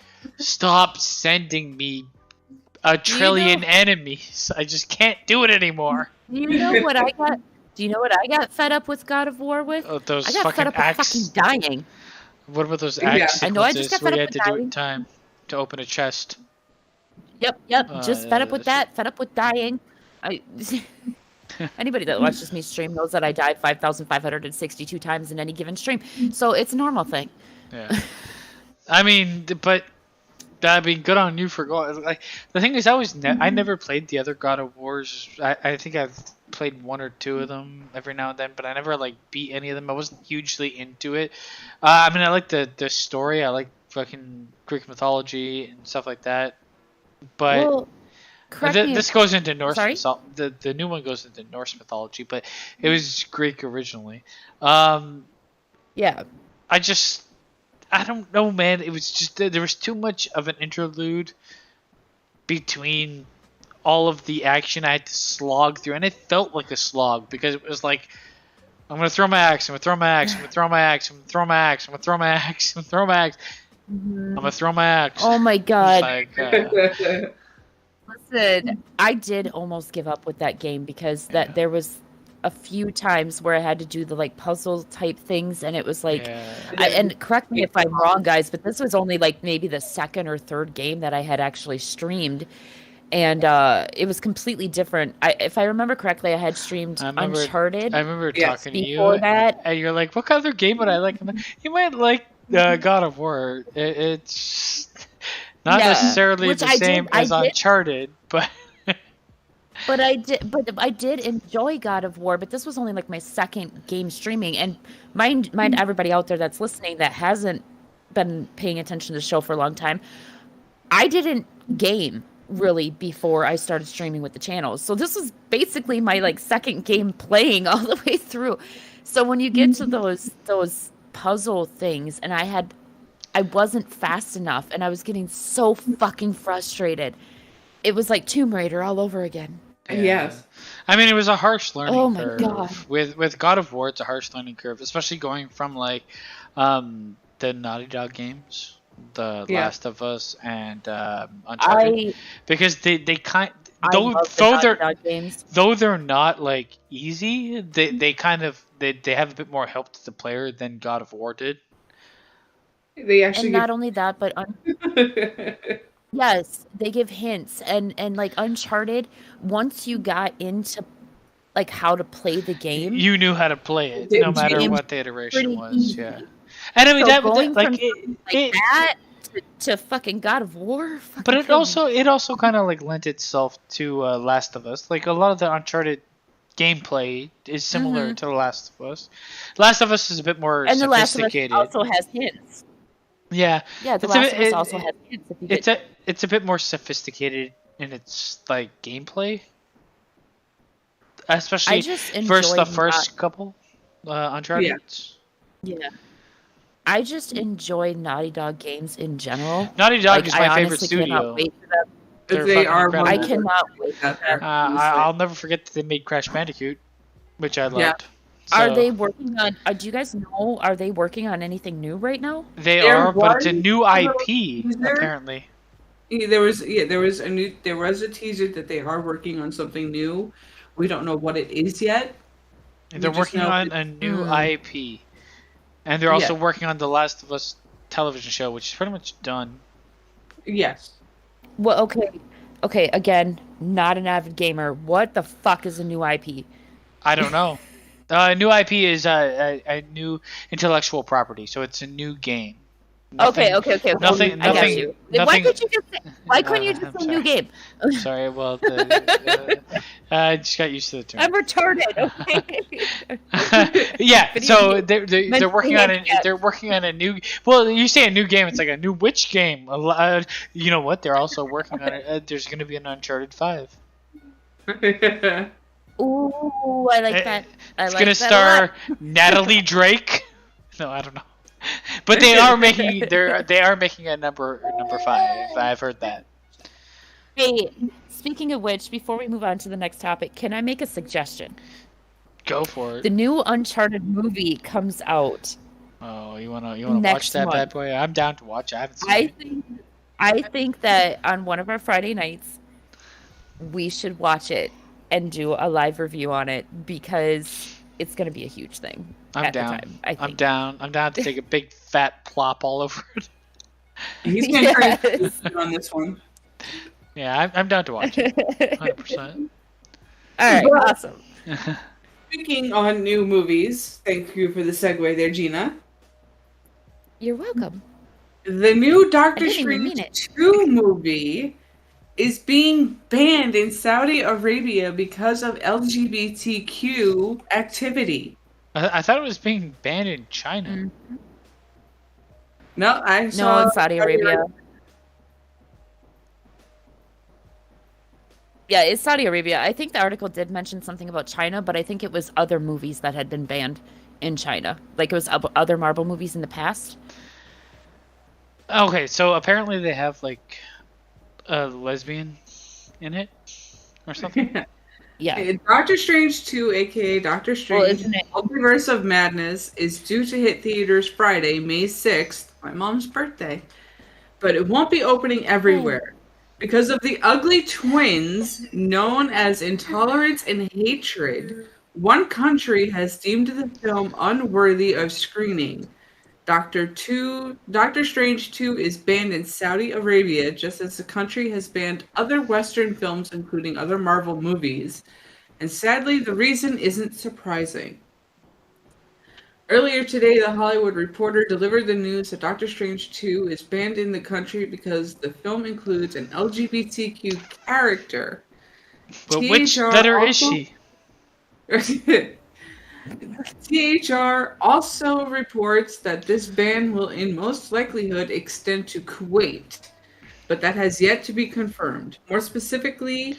I can't Kuwait. Oh, yeah. No way I'm pronouncing that one correctly, so I am sorry, Miss Gomez. Zachti Gomez, the Babysitters Club, will play the gay character America Chavez in the film. So if they use gay for women, why do we have lesbian? Because that's not anymore. This has been a factor in movie bans in Saudi Arabia for a while. Last year, Eternals and West Side Story were likewise banned because of LGBTQ representation in the movies. Other countries in the region that have banned films for similar reasons include Bahrain, Oman, Qatar, and the United Arab Emirates. The United Arab Emirates has been banned? What the fuck? I mean, I guess altogether this shouldn't be too shocking because, like, obviously Saudi Arabia and all of those Middle Eastern countries have their own views on the LGBTQ. They find it, it's a sin and all of that stuff. And it has happened with movies in the past. I thought it was a little bit strange with the Marvel movies because I thought that the Marvel movies would be much more accepted because they are so PG. I mean, here's my question. It doesn't matter if a character is presented as gay, it's not allowed. They have a character that is literally like a sorcerer using magic. Yet that's acceptable versus something that's real and somebody being gay. But it's because he is a man who fucks women. Oh my god, I'm sorry. I just looked at the YouTube and that fucking picture of Doctor Strange is killing me right now. It's so strange. He looks like he's raping my soul. It's so strange, no pun intended, that it's like okay for us to have some sort of fucking weird wizard man that conjures things out of nowhere and controls time. But you know what? Something that might actually be real that exists in our life, we have to ban.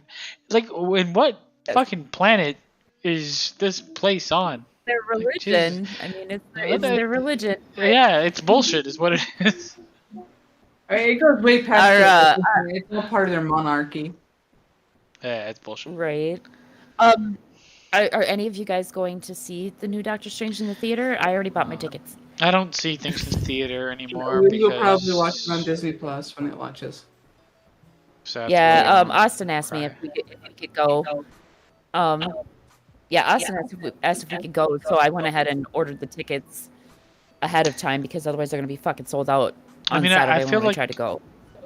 I feel like it's going to be a decent Marvel movie, but I can't bring myself to watch Marvel in theaters anymore. There's just... I feel dirty. It's like going back to an ex. I just can't do it. I don't mind it. I feel like I've seen... 100% I feel like I know going into watching a Marvel movie, I've already seen it to an extent. I've seen 75% of this movie. Yeah. And I can't pay $20 to see the rest of it. Here's the thing. I was not taking any chances with Doctor Strange because there's so much that is happening in this movie. I was not going to take any chances of being... I was not going to take any chances of being fucking spoiled. So I got tickets for... I know exactly what happens. But yeah, I got tickets for the 7th, so I just have to make it one day without being spoiled. Yeah, good luck with that. You're gonna get spoiled. Yeah, but I have a feeling too. I have a feeling too that this is going to be one of those movies that I go to see in the theater, and there's so much that's happening that I'm not going to be able to completely wrap my head around it until I actually watch it again when it comes out for at home.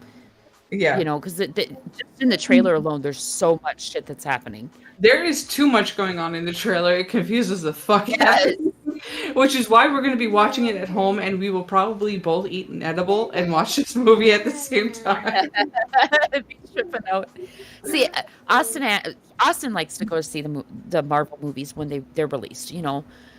So he asked, I was like, yeah, sure. But I was more than willing because they'd actually just remodeled my movie theater to where they have like reclining seats and all that shit in there. So I'm super pumped for that shit.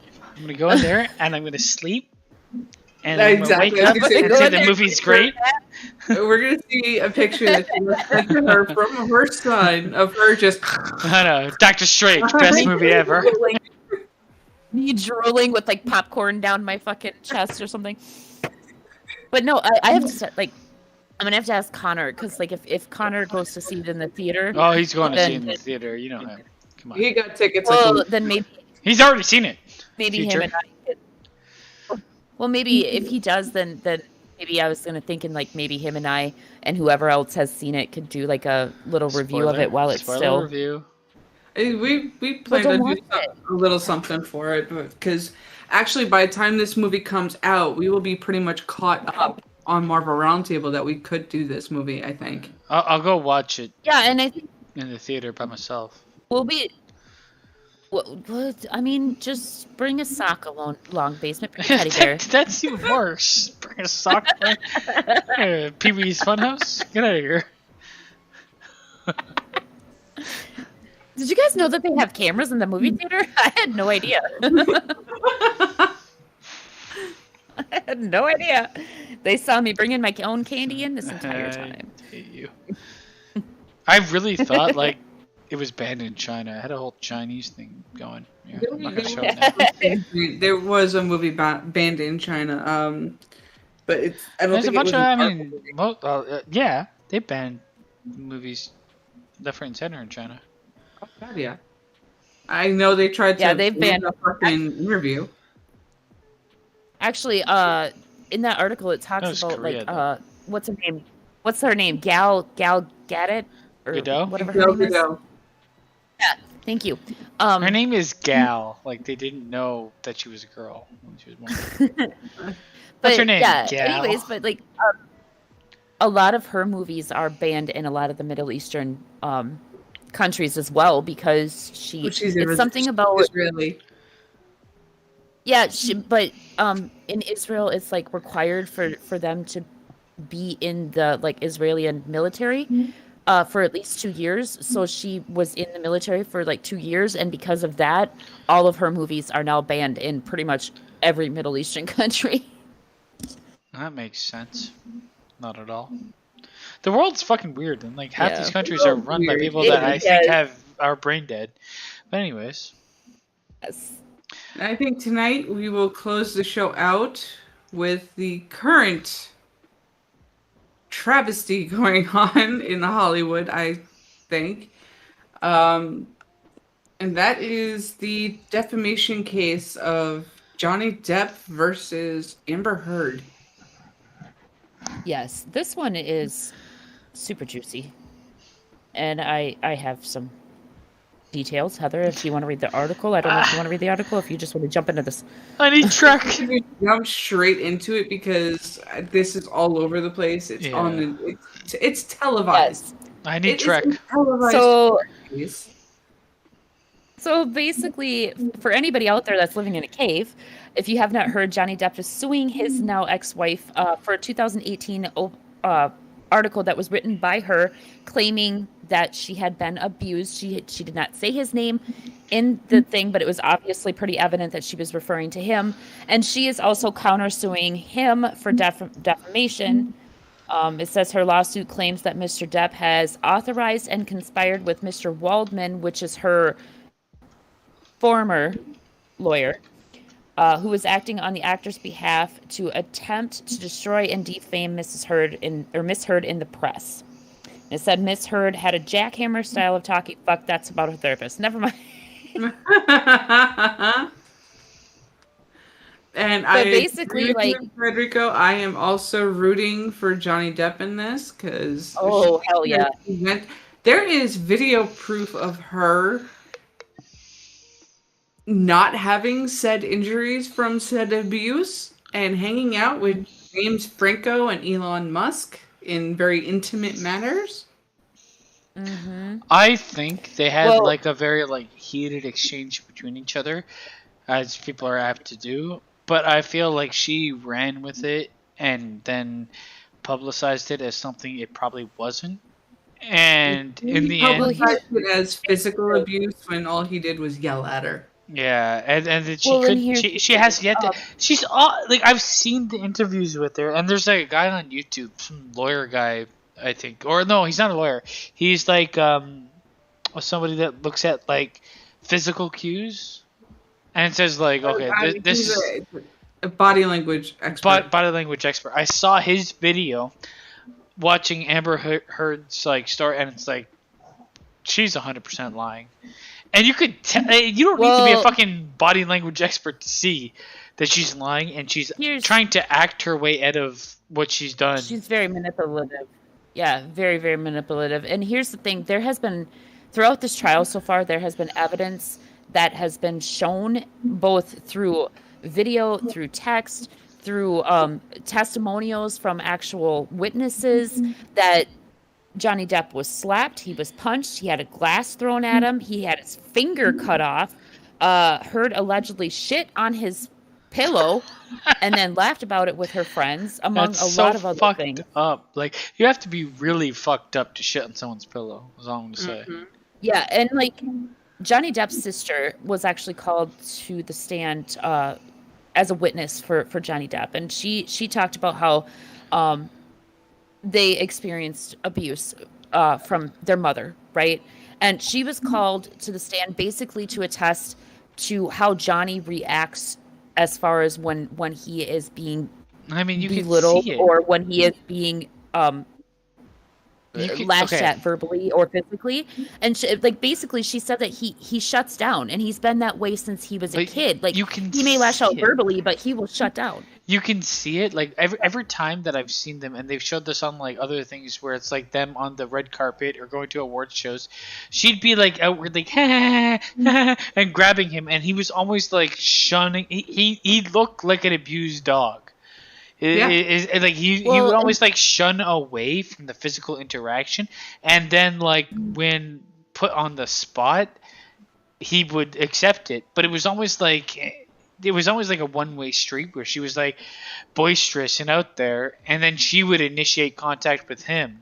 Like, I'm like, you can tell it's a one-way street, and you can tell when you see that physical language just in general that there's no way in close quarters and nobody can see that the roles are completely reversed. There's just no way, no how. Yeah.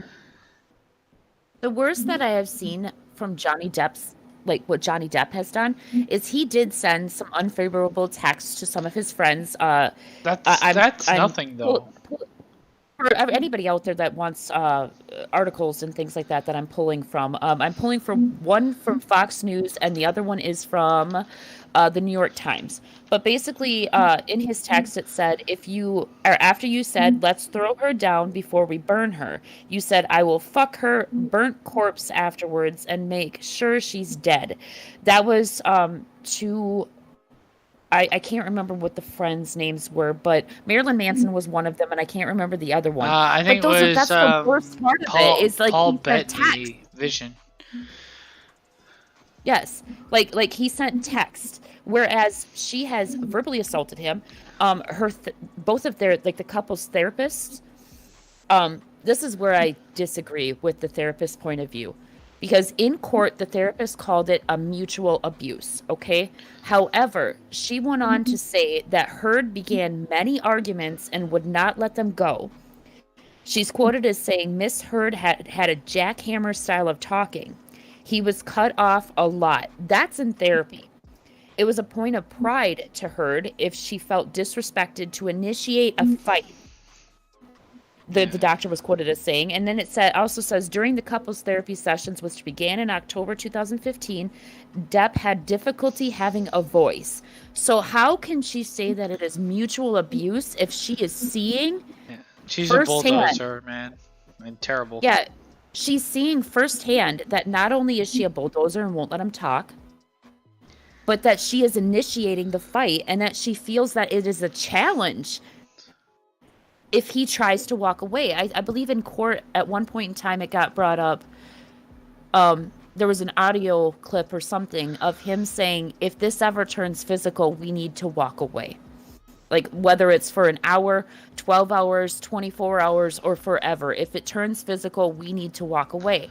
And she is quoted on this audio saying, no, why would you walk away? That's not a manly thing to do. You need to settle your differences and all this stuff. I also heard her being like extremely like verbally abusive and like putting him down to the point of like no return.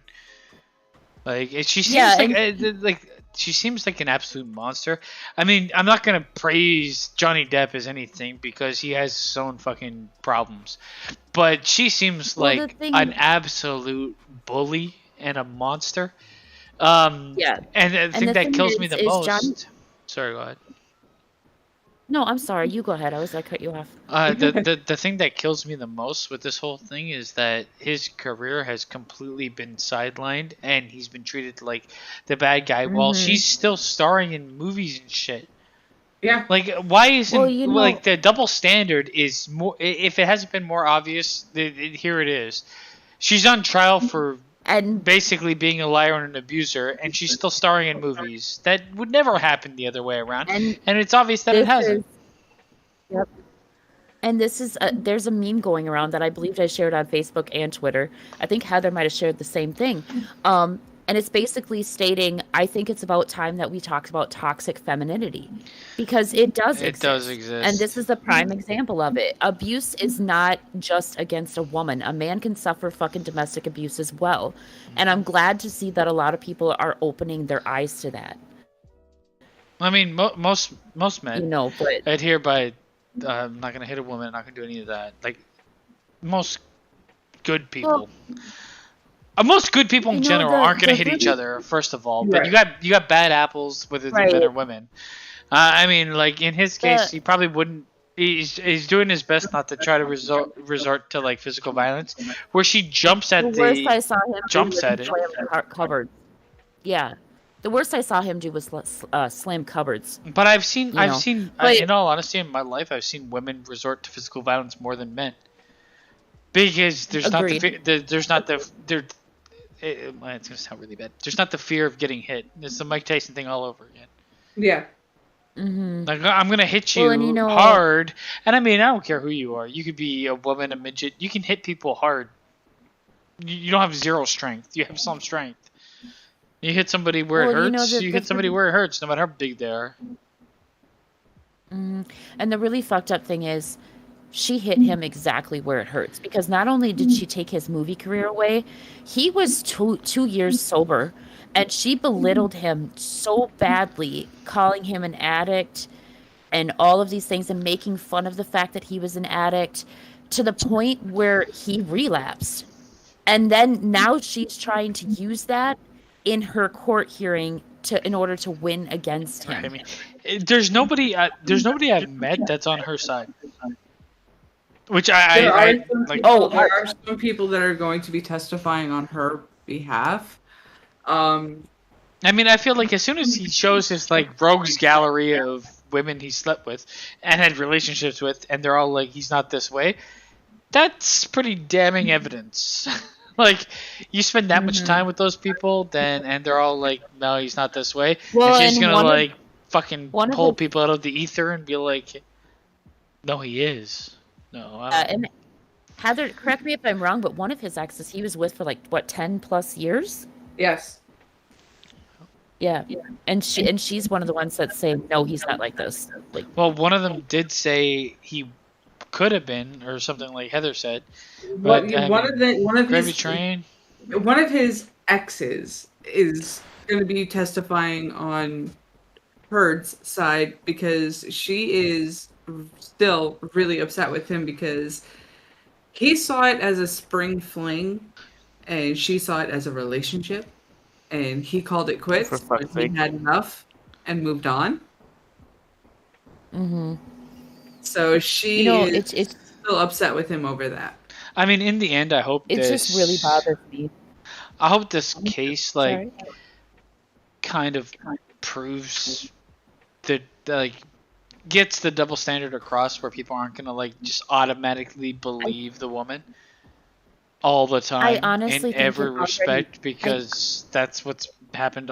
I mean, I'm gonna say, and I'm not gonna, okay, I'm not gonna sit here and say that most of the time it's probably one way or the other. Like 65% of the time it's probably the man, or 70 even, but that's not 100%, and you can't assume 100%. No. Well, and the thing is, from what I'm seeing anyway, it's already starting to wake people up to the double standard because people they're seeing all of this testimonial stuff, and it's very blatantly obvious that he was being abused. Yeah, I mean verbal abuse. So there's no arguing against that. Whether or not he was fighting back by sending mean texts or he was slamming cupboards, that's nothing compared to physical abuse. I mean verbal abuse and physical abuse are both equally devastating. I mean, like physical abuse obviously can debilitate somebody, so it's a bit more. But verbal is like it can physically debilitate someone too. It can turn them into fucking a complete fucking look at Game of Thrones. Yeah. Yeah, I mean, I'm not saying that by him sending mean texts or fucking. Well, I mean, him slamming sending mean cupboards, that's not. him sending that's mean not texts okay is either. him texting people that he trusts and talking Right, about but I like mean- how he actually feels. Mean text Right. like I could text somebody, I'm gonna kill this motherfucking bitch, and it doesn't mean I'm actually gonna do it. Exactly. It doesn't hold water But, I in a mean, court of law. No, but it what I'm doesn't. saying is like, okay, for instance, when they were in the middle of an argument, he would yell back, right? Okay, fine. You can make an argument that he's in the wrong there too, but what is he supposed to do? Just fucking sit there and take it? He Yeah. was not lashing out at her physically. He was not tearing her down emotionally. He was lashing out in order to protect himself. She seems like a terrible person, is all I'm gonna say. Like, She's a fucking monster. Like Yeah. Alpha said in the chat that she seems like a fucking monster, and she 100% is. yep. And what I like is people keep bringing up the fact that he was slamming cupboards and he had a pint of wine. That is not something that just fucking happens. Yeah. Something was Ah, instigated no. and Hell, she I'm not- instigated it on purpose to get it on film. Hell, I'm not slamming cupboards right Yeah. now. I've had a pint of wine. You know what? Here's the thing. The fact that this bitch has not been fucking called out and torn the fuck down because it has been proven that she lied about being abused and that it was makeup and not bruises. How she has not been torn apart and thrown out of Hollywood is beyond me. The thing is, too, she's a terrible actress. Yeah. Fuck. You should have told me that 5 seconds ago. But anyway, It's okay. She's a terrible actress. And when she has been the first time that they took her like information, she was acting, and it was so obvious she was acting. It was terrible. I'm like, Jesus Christ! There's no way. There's no person that exists this way. Gina, it's still happening. it's not me, dude. I swear to God, it's not me because I'm not making any noise. It's 100% you. Okay, hold on. Let me mute. Yeah. Oh no, it's still happening. Heather, it's you. What's happening? There's an echo. There's an echo. Oh. We're almost done here. But it's when it comes down to it, it's never gonna happen that the double standard is going to be fully exposed and just like everybody's gonna turn and now all of a sudden, okay, now we need proof of a woman's accusations, because you know what? It's forever and always going to be, oh, we need to believe the woman, whatever she says. I don't Because feel everything that's that's happened with the Me Too movement up to Amber accusing Johnny, how many of those women were proven fucking wrong, but yet Amber was still believed on the spot? You know what? Sorry, Gina. This, sorry. I was just gonna say I don't want to dredge up the past, but being a survivor myself, it pisses me the fuck off, because her doing this that's what leads to victims not being believed. You know what I'm saying? And that it just pisses me off, and it makes me fucking hate her. And I hope her career is destroyed, and I hope that her hair starts on fire, and that she gets the horrible fucking case of crabs that she cannot fucking cure. That's all I have to say. And I won't say that this is indefinite, that they'll never believe the man, because for a long time they always believe the man, never believe the woman. So eventually history will catch up and the future will change. It's always ebb and flow. Eventually, like, men's rights will equal women's to a point until one takes over the other. In terms of this type of thing. In terms of this type of thing. The fucked up part is this is what happens when we have the feminist movement go past where it meant to be and turns into feminazism. Well, I mean, this is the danger when you get people that sole purpose is to believe in something. When they achieve that, now you're left with a bunch of people that need purpose, and not having purpose is a very dangerous thing. Therefore, purpose becomes, I'm going to be overzealous with our beliefs. I can almost guarantee it. I can almost guarantee it. Okay, I'm going to stand in the middle of the street completely naked and scream at the top of my lungs until you listen to me. Yeah, that's just childish and stupid. Social media, like many other things, social media has a huge factor in this, because do I believe that somebody that says that they were abused should be believed? Yes, I do. However, there is a justice system that and a process that you go through in order to ensure that they are telling the truth. And because of social media, that process has been destroyed. And now, instead of taking fact, you are taking people's word for it. And that's becoming a huge issue. It not only with this particular thing, like domestic violence, but in every aspect of criminal justice in general. People are convicted before they are even tried. I mean, this has been you missed out on the Marvel Roundtable, but this has been like a talking point for the last couple shows of, like, has it really? Well, we talked about it with Moon Knight, and then we talked about it with the last Captain America movie, where it's like you're trying to convict people before they've done anything wrong. Isn't that necessarily wrong? Like you can't do that. Speaking of Moon Knight, I'm pissed off that there's not a season 2 of that. But anyway. Well, it's not even done yet. Yeah, but Disney already said that they're not doing a season 2. Oh, that's okay. I won't lose my I like it. Poonanners over it. You're Speaking of Moon Knight, I hope not. We've got one last thing to talk about. Oh.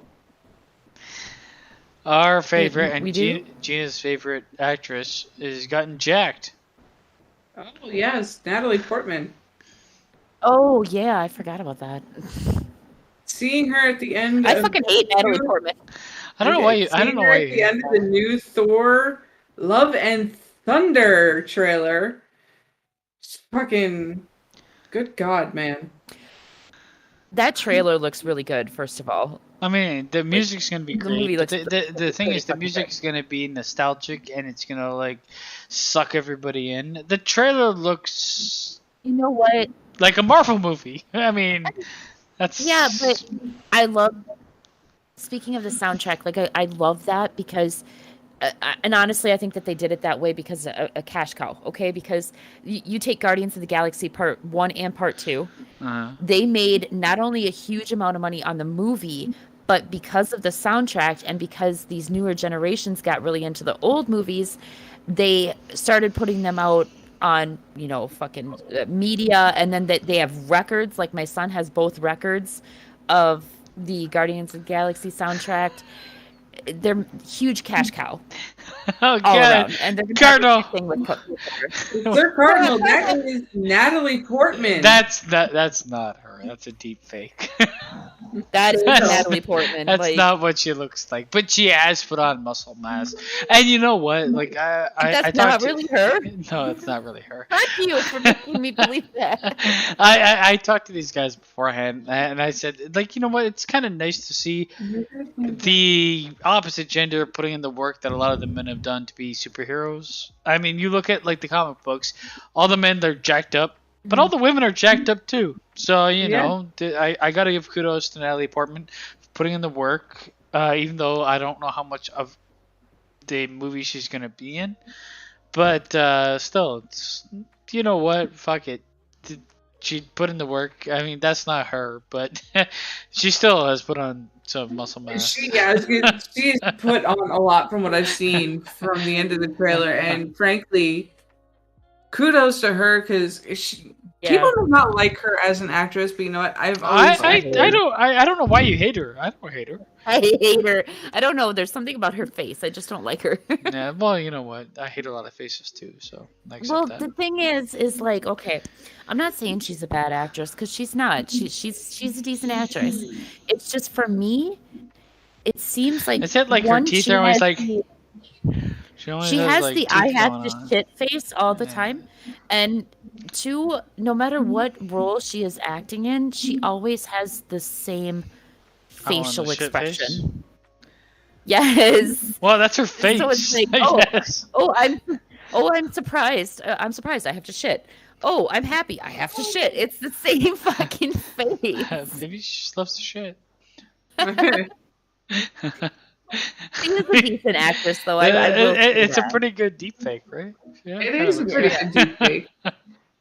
I personally, I don't know. I don't like her face. I like her as an actress. I just don't like her face. I don't know. I will say this: there are some movies where I just didn't bother to watch it because it wasn't my taste. Black Swan being one of them. I mean, But I I never agree. watched. a I movie do for very her. deeply appreciate the work she puts into her acting skills and her abilities because of the fact that when she did Black Swan, she actually trained to become a ballerina.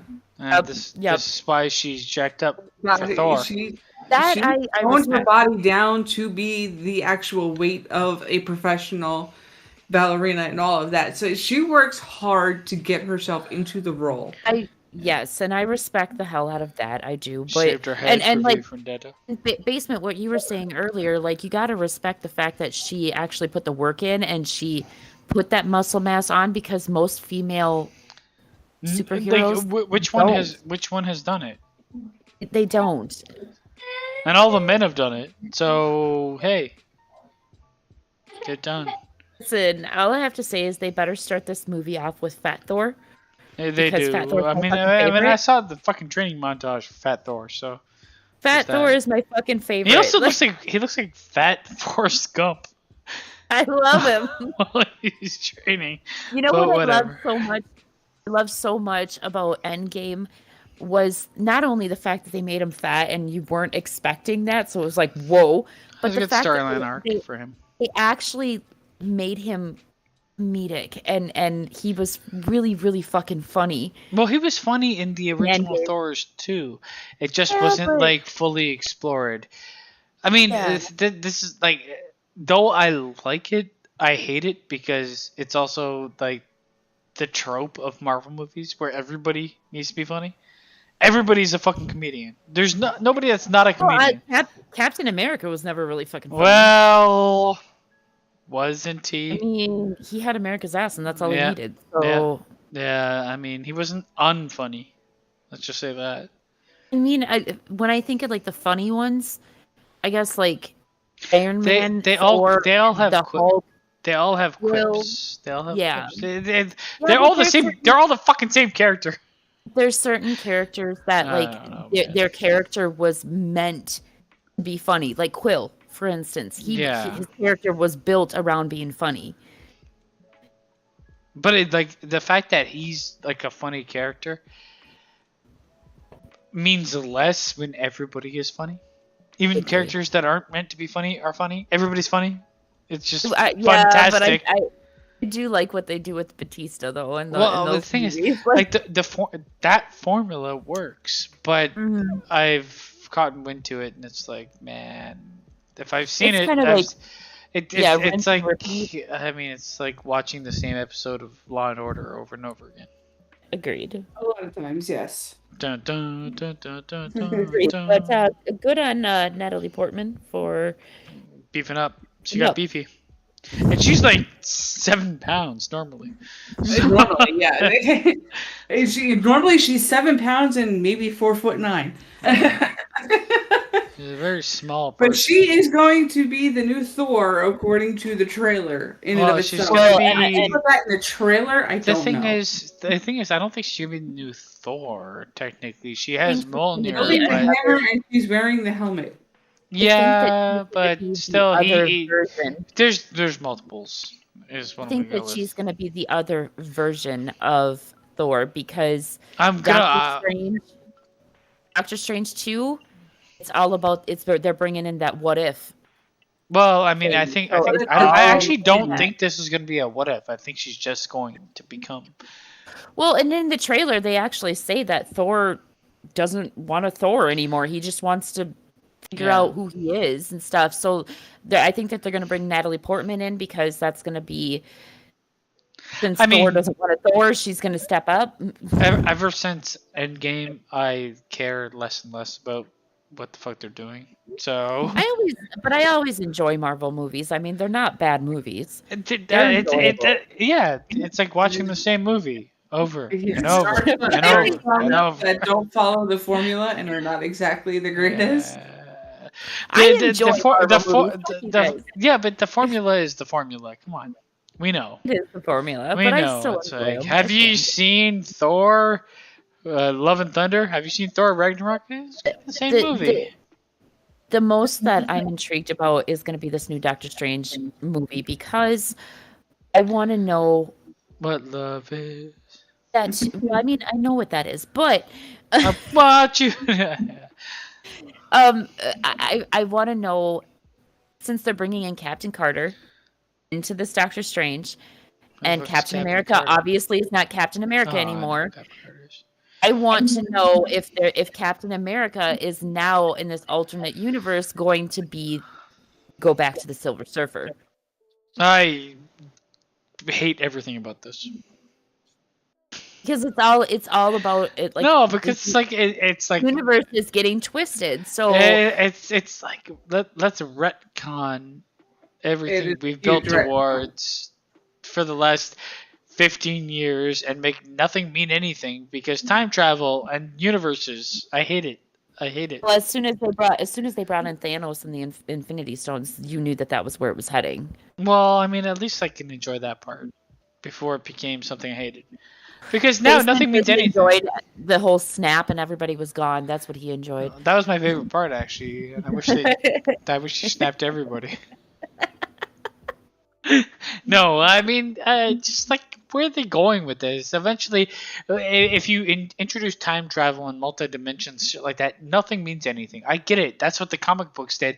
You don't necessarily need to do that as the movie version because it just cheapens everything. Oh, this character's dead. Or is he? Yeah. Well, the thing is... Well, he's alive in another universe, which there's 1 trillion of, so who cares? I don't know. That's why I'm intrigued to see if Chris Evans is going to come back as the Silver Surfer, because I don't know if I'm really down with that. I don't want to see him come back at all.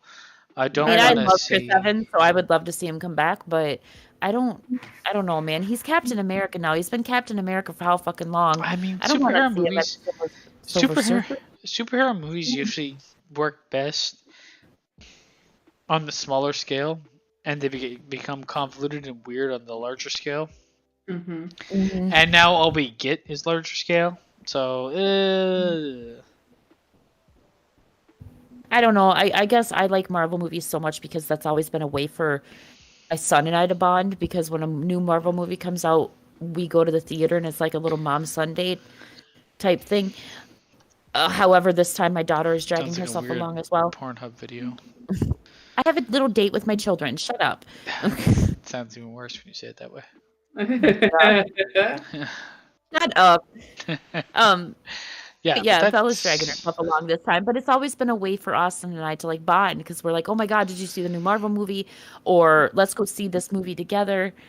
And he's 19, so there's not a whole hell of a lot of ways that I can find to bond with him like, anymore. you know what? The thing is, like, whatever I say. That's just my own perspective. I mean, Marvel movies aren't necessarily made for me. They're made for a younger generation. They're made for younger people. And a lot of the younger kids will love them. The formula, yeah, I mean, you get to a point where you see a formula and everything. It works for them, and it sells them tickets, so of course they're going to keep with it.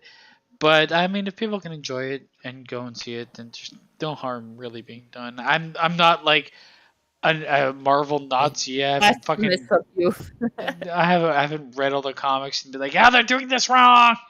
So I don't really, I don't really give a shit. But eventually, I get the reason I get tired of the movies is because they're all 3 hours and they're all the same. Yeah. And people also will look at them like Gospel. The fucking greatest thing known to mankind. When I went on fucking IMDb top movies and I saw Shawshank Redemption and then Endgame, I'm like, no. What? No. Endgame is a fun movie, but is it one of the best? Is it one of the best movies ever made? No. You know, if anybody asks me what the best movie ever made is, Schindler's List has to be fucking high on that Schindler's List is super high, man. It's right below. Actually, it might be on par, but I mean, there's a bunch of really great movies, and Endgame is not one of them. It's a good movie. It's probably one of my favorite superhero movies, but in no way is it close to some of the best movies I've ever seen because it exists in a genre on its own that is not in the realm of actual movie making. I mean, I could see it being top 50. Not top 3. I put Infinity War at like 50 and Endgame at like 75 or something like that. I can't see it being number 2 though. That's well, it's up there. It's not number 2, but it's up there. It's like in the top 10 or something shit. It does not belong there. No, it does not. At all. No, I would put fucking Green Mile, Shawshank Redemption, fucking Schindler's Green Mile, List. Shawshank Redemption, fucking Saving Private Ryan. There's a million. There is like 25, 30 movies I put before it. Maybe even 50, maybe even 100. I had to think about it. But agreed. Yeah, there's a lot that goes before that. Let's just put it that way. Yeah. You know, but I mean, that's also coming from our generation. You know, like these younger generations. The problem is, yeah. Well, the younger generation's only going to know Marvel because it's 80% of the movies that are released. Oh my God! Listen, I made a Forrest Gump comment the other day, and my daughter was like, "Who?" And it made me really sad. I mean, I mean, she's 10 years old. But it made me really sad, and I'm like, that's it. Like, eventually, you're watching Forrest Gump. I don't care if you want to or not. It's gonna fucking happen. But I mean, that even that happened with me. Like, I was young. I was watching movies made in the 70s and 60s and 80s. Well, I was born in the 80s, but like, you know what the thing is? What I always did with Austin was he would watch, you know, the newer movies and stuff for like his age at the time and stuff.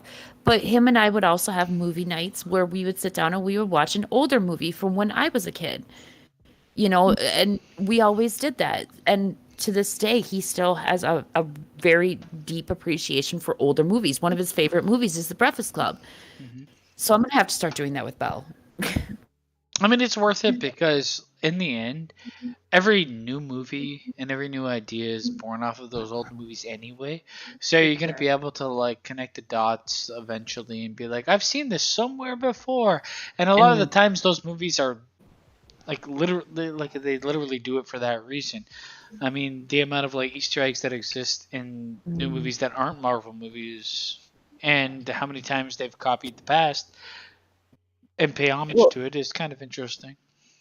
And I'm not even lying. Like, I'm just thinking about doing that mainly so that I can get her away from watching these stupid fucking YouTube movies. I mean, I think the biggest thing for me, if I had kids, is to get them away from YouTube.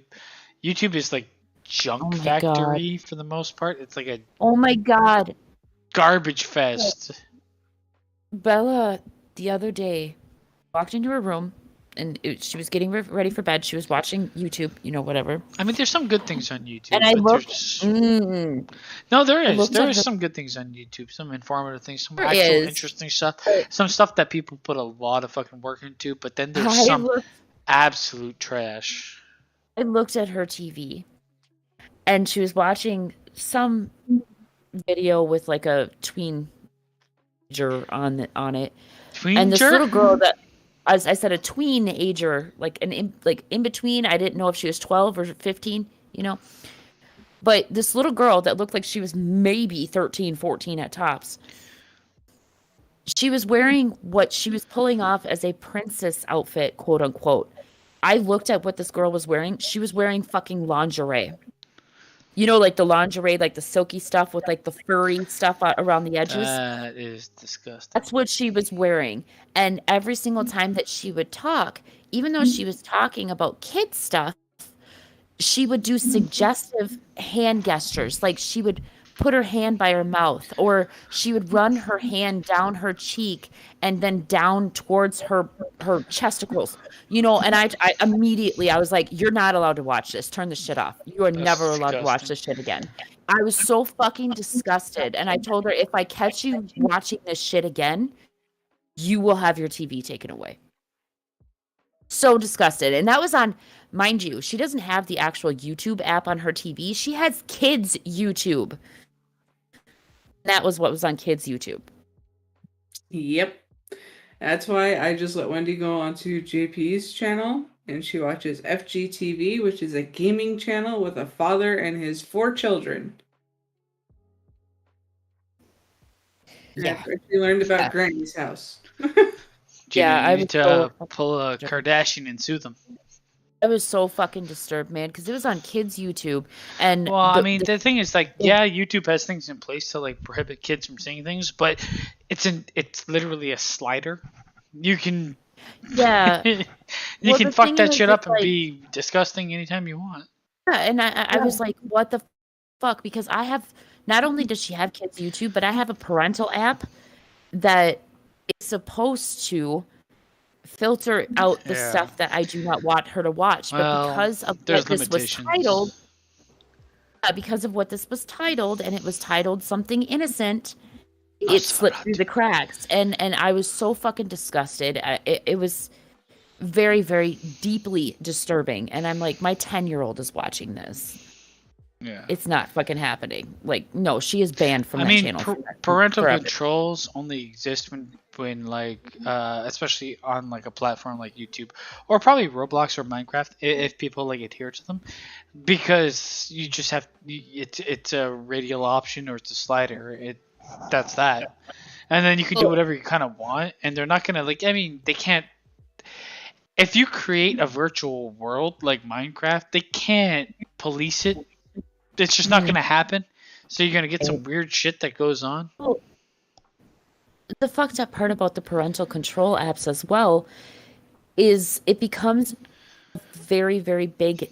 I don't want to say inconvenience, but it becomes very taxing on both the child and the parent. Because, okay, for instance, I have a parental app on Bella's phone. Anytime that she wants to do anything, whether it's downloading a game or looking up something online, because of the way that the app is set up, I have to approve her action before she can do it. The only thing she can do is obviously she can text and she can call and things like that without me giving her permission. The password, yeah. Right, but anything as far as involving downloading or searching anything on the internet, I have to give her permission, and it becomes very taxing when she's trying to search up something on the internet, and I'm getting 15,000 notifications, but I'm downstairs trying to cook supper or something like that. Yeah. I feel like eventually it's just like, I mean, they're gonna be exposed to it anyway. You can only really protect somebody for so long. I agree. And I have relaxed a little bit on the parental control. As far as like, I've loosened the rein a little bit, for both her and my sanity. However, I still have the parental control on the phone. It's just the settings are relaxed a little bit because as she gets older, I'll start to slowly relax them a little bit more and more and more. But the bottom line is she's 10 years old and there's certain things that she should not be watching. So I agree. that's it. Jurgen says he's a fan of 80s and 90s. That's when movies were the best, especially horror movies. Yeah, the 80s and 90s. Oh my god, so good. I'd say late 70s all the way up until like the late 90s. Well, I mean, in the 80s and 90s, you got the good like actual Slasher films, yeah. The slasher films, and the monster movies that were like practical effects. So those were always great. Those are my favorite. 80s and 90s probably my favorite era. Period. Oh yeah, it was 80s and 90s had the best of everything between movies, fucking music, food. Yep. Everything was great. And then the 2000s hit. Music-wise, I'm anything from the 1950s all the way up to the 90s, Yeah. But there was an era where music turned into garbage. I'm going to say that.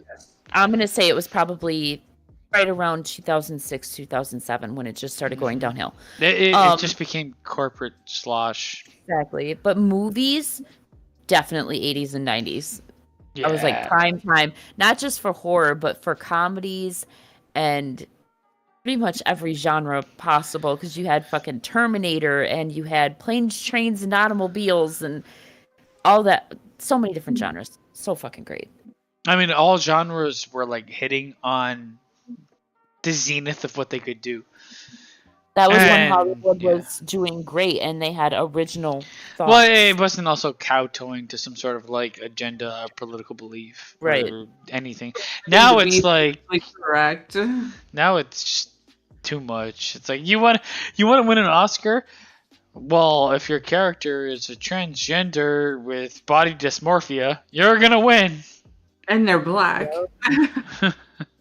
Yeah, it's like there's obvious like choices that they've made media-wise that have killed it for me. But like the 80s and 90s were great, absolutely great. Everything that happened, and I felt like the world 80s and 90s, the world was way more at peace. Like there was that was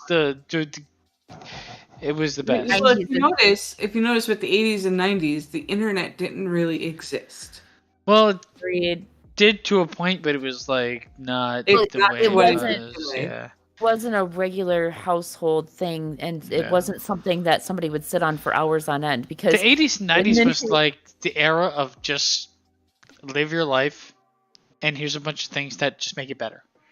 You know what? Like 80s and 90s, they were fucking great because we all grew up in the 80s and the 90s, and you went outside to play, and then when you came in, you had Super movie Nintendo. You got movies that were great, and even now, like I couldn't appreciate them because I was a kid in the 90s. But looking back at those 90s movies, beautiful. You know what? You also had movies that were airing on cable television, or not on cable television, but just on like. What do you call it? Like area local channels, like UPN and things like that. UPN every Friday night. Where the fuck is Trek? Because we would love this. UPN every Friday night was scary movies. Friday the 13th, Nightmare on Elm Street. Every fucking Friday, it was a different movie. I'm just like, I wonder how it is to grow up today. I feel like it would be shit. I'm watching JP's youngest niece right now. She just turned 9 years old. And she already has an iPhone 13 Pro. Yeah, and I'll tell you right now, like, having two kids that are 8 years apart, Austin struggles with his generation just because he's an older soul. You guys know him. Like, he really is an old soul. He likes old music. He likes records. He likes kind of to stay to himself. And he just doesn't really blend in with most kids that are, the 19, 20-year-old range where they're out partying and all that stuff. Bella is really fucking struggling right now because all of the kids today, I mean, obviously every kid struggles, but all the kids today, they all have all of their different devices and all of this other stuff. And if you don't have this, then you're not popular, which was the same case when we were younger. But now it's with technology. And what was technology? So all of her friends, she struggles because even when they're outside playing, all of her friends are on their phones. Yeah. They sit outside. Phones too young. That's the problem. I feel like this generation, the new generation, is absolutely fucked, man. Well, I'm not gonna lie. Bella has a phone, but Bella has a phone for when she walks home from school, things like that. Hers is a prepaid. At any given time, I can take it away. I can tell her, leave your phone inside, which I do often. I'm like, it's time to fucking play outside. Leave your phone. But I have seen so many times where they'll be sitting on the table out in front of my apartment, and every single one of them is looking down at a phone except for Belle. So then Bella, what does she do? She'll come inside and she'll ask if she can bring her phone outside because everybody else is on their phone. Yeah.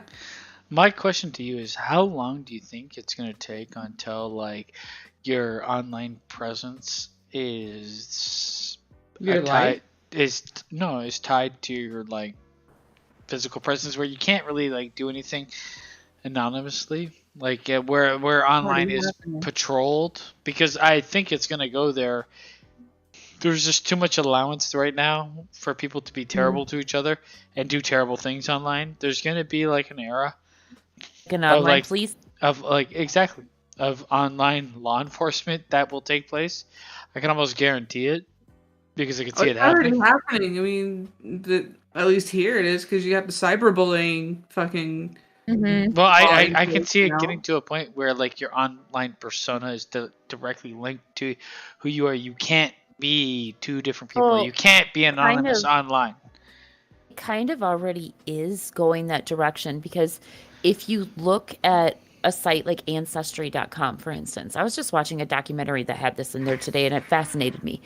But Ancestry.com is linked up with all of the police stations, FBI, everything, like basically nationwide. Okay.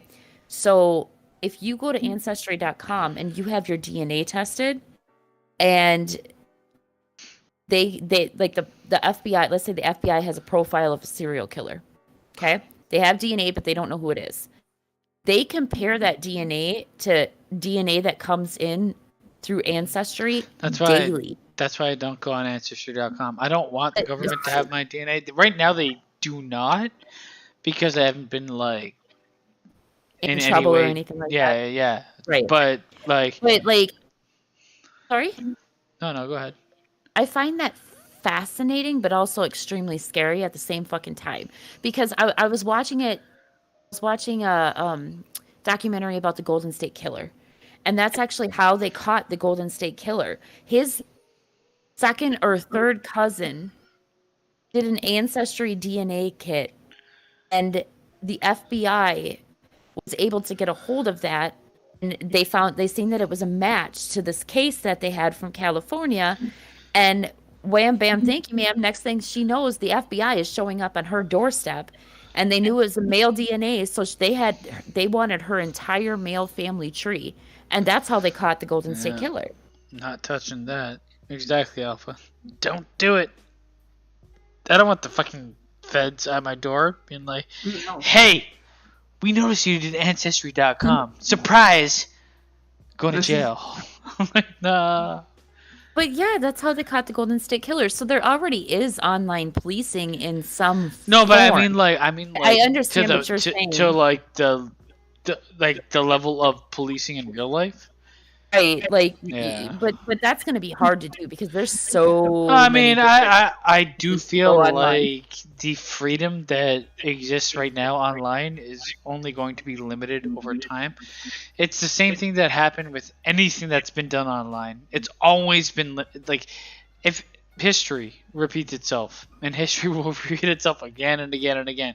Online is no different than in person. So, like, eventually, people will get to the point that people have done such terrible shit online, and people are like, oh, online you're driving somebody to kill themselves. They're gonna enact something. It might not be as stringent as I think, but there will be something. There's been a lot of movies that have actually touched upon that a little bit. Correct me if I'm wrong, but I believe Ready Player One touches on that a little bit with like online policing. Well, Ready Player One was more like you create an avatar and you be that avatar. You don't have to necessarily say who you are, but as soon as you do, as soon as the guy did, he got in trouble for doing so. But it was because of online policing. So like there have been movies that have touched upon it, so I can definitely see it. Not just because it's in a movie, but I feel like maybe not online policing is the right term. It's more like having no anonymity. Yeah. 24/7. Well, you can't be anonymous online. Is what I feel like what will happen to online services where they refuse the ability for you to log on online unless you can be tracked as who you are. Agreed. Well, and I think that while it really, really sucks, I honestly think that that's almost needed because of all of the online bullying that occurs, not only with kids, but with adults as well. And there have been a lot of people that have fucking committed suicide and hurt other people because of people's influence online. So it's almost needed. It's going to suck ass because that means that all of our freedom is pretty much gone. I mean, it's almost needed. You also got to think of the dating apps and how many people have had incidences of being stalked or almost murdered. Right. So. In the end, eventually it will have to be policed to a certain extent, is all I'm going to say. Right now, we're in the heyday of the internet being relatively free, even though it's terrible because of that freedom. Like, people use the freedom to be just the worst version of themselves, which is weird. It's like, I'm going to escape from my life where I hate everything to be hated by everyone. Okay, cool.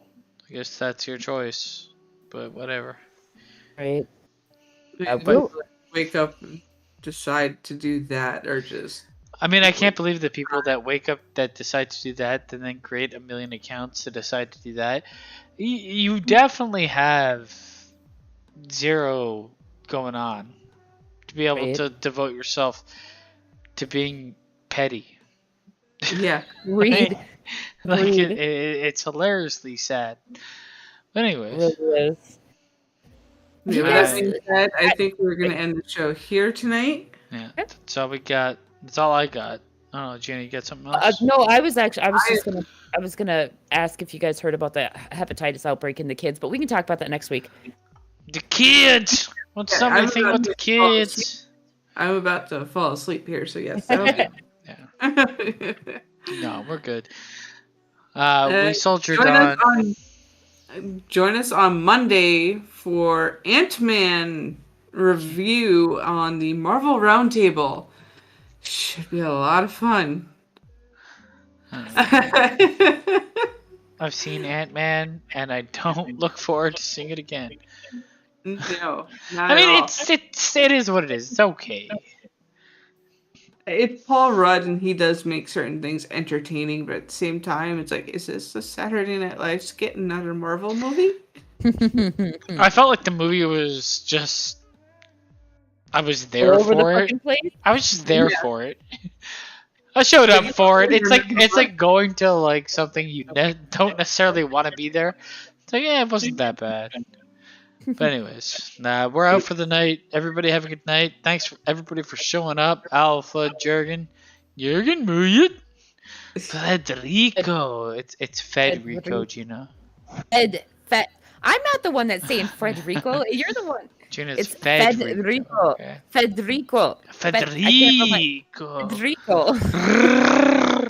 Roll that R, bitch. Yeah, that's all I'm good at. Anyway, I got tongue skills. Anyways, we're shut up. We're out of here, and we'll see you guys again on Monday for Marvel Mondays, where Connor will be resurrected. Hopefully. And if he's not, fuck him.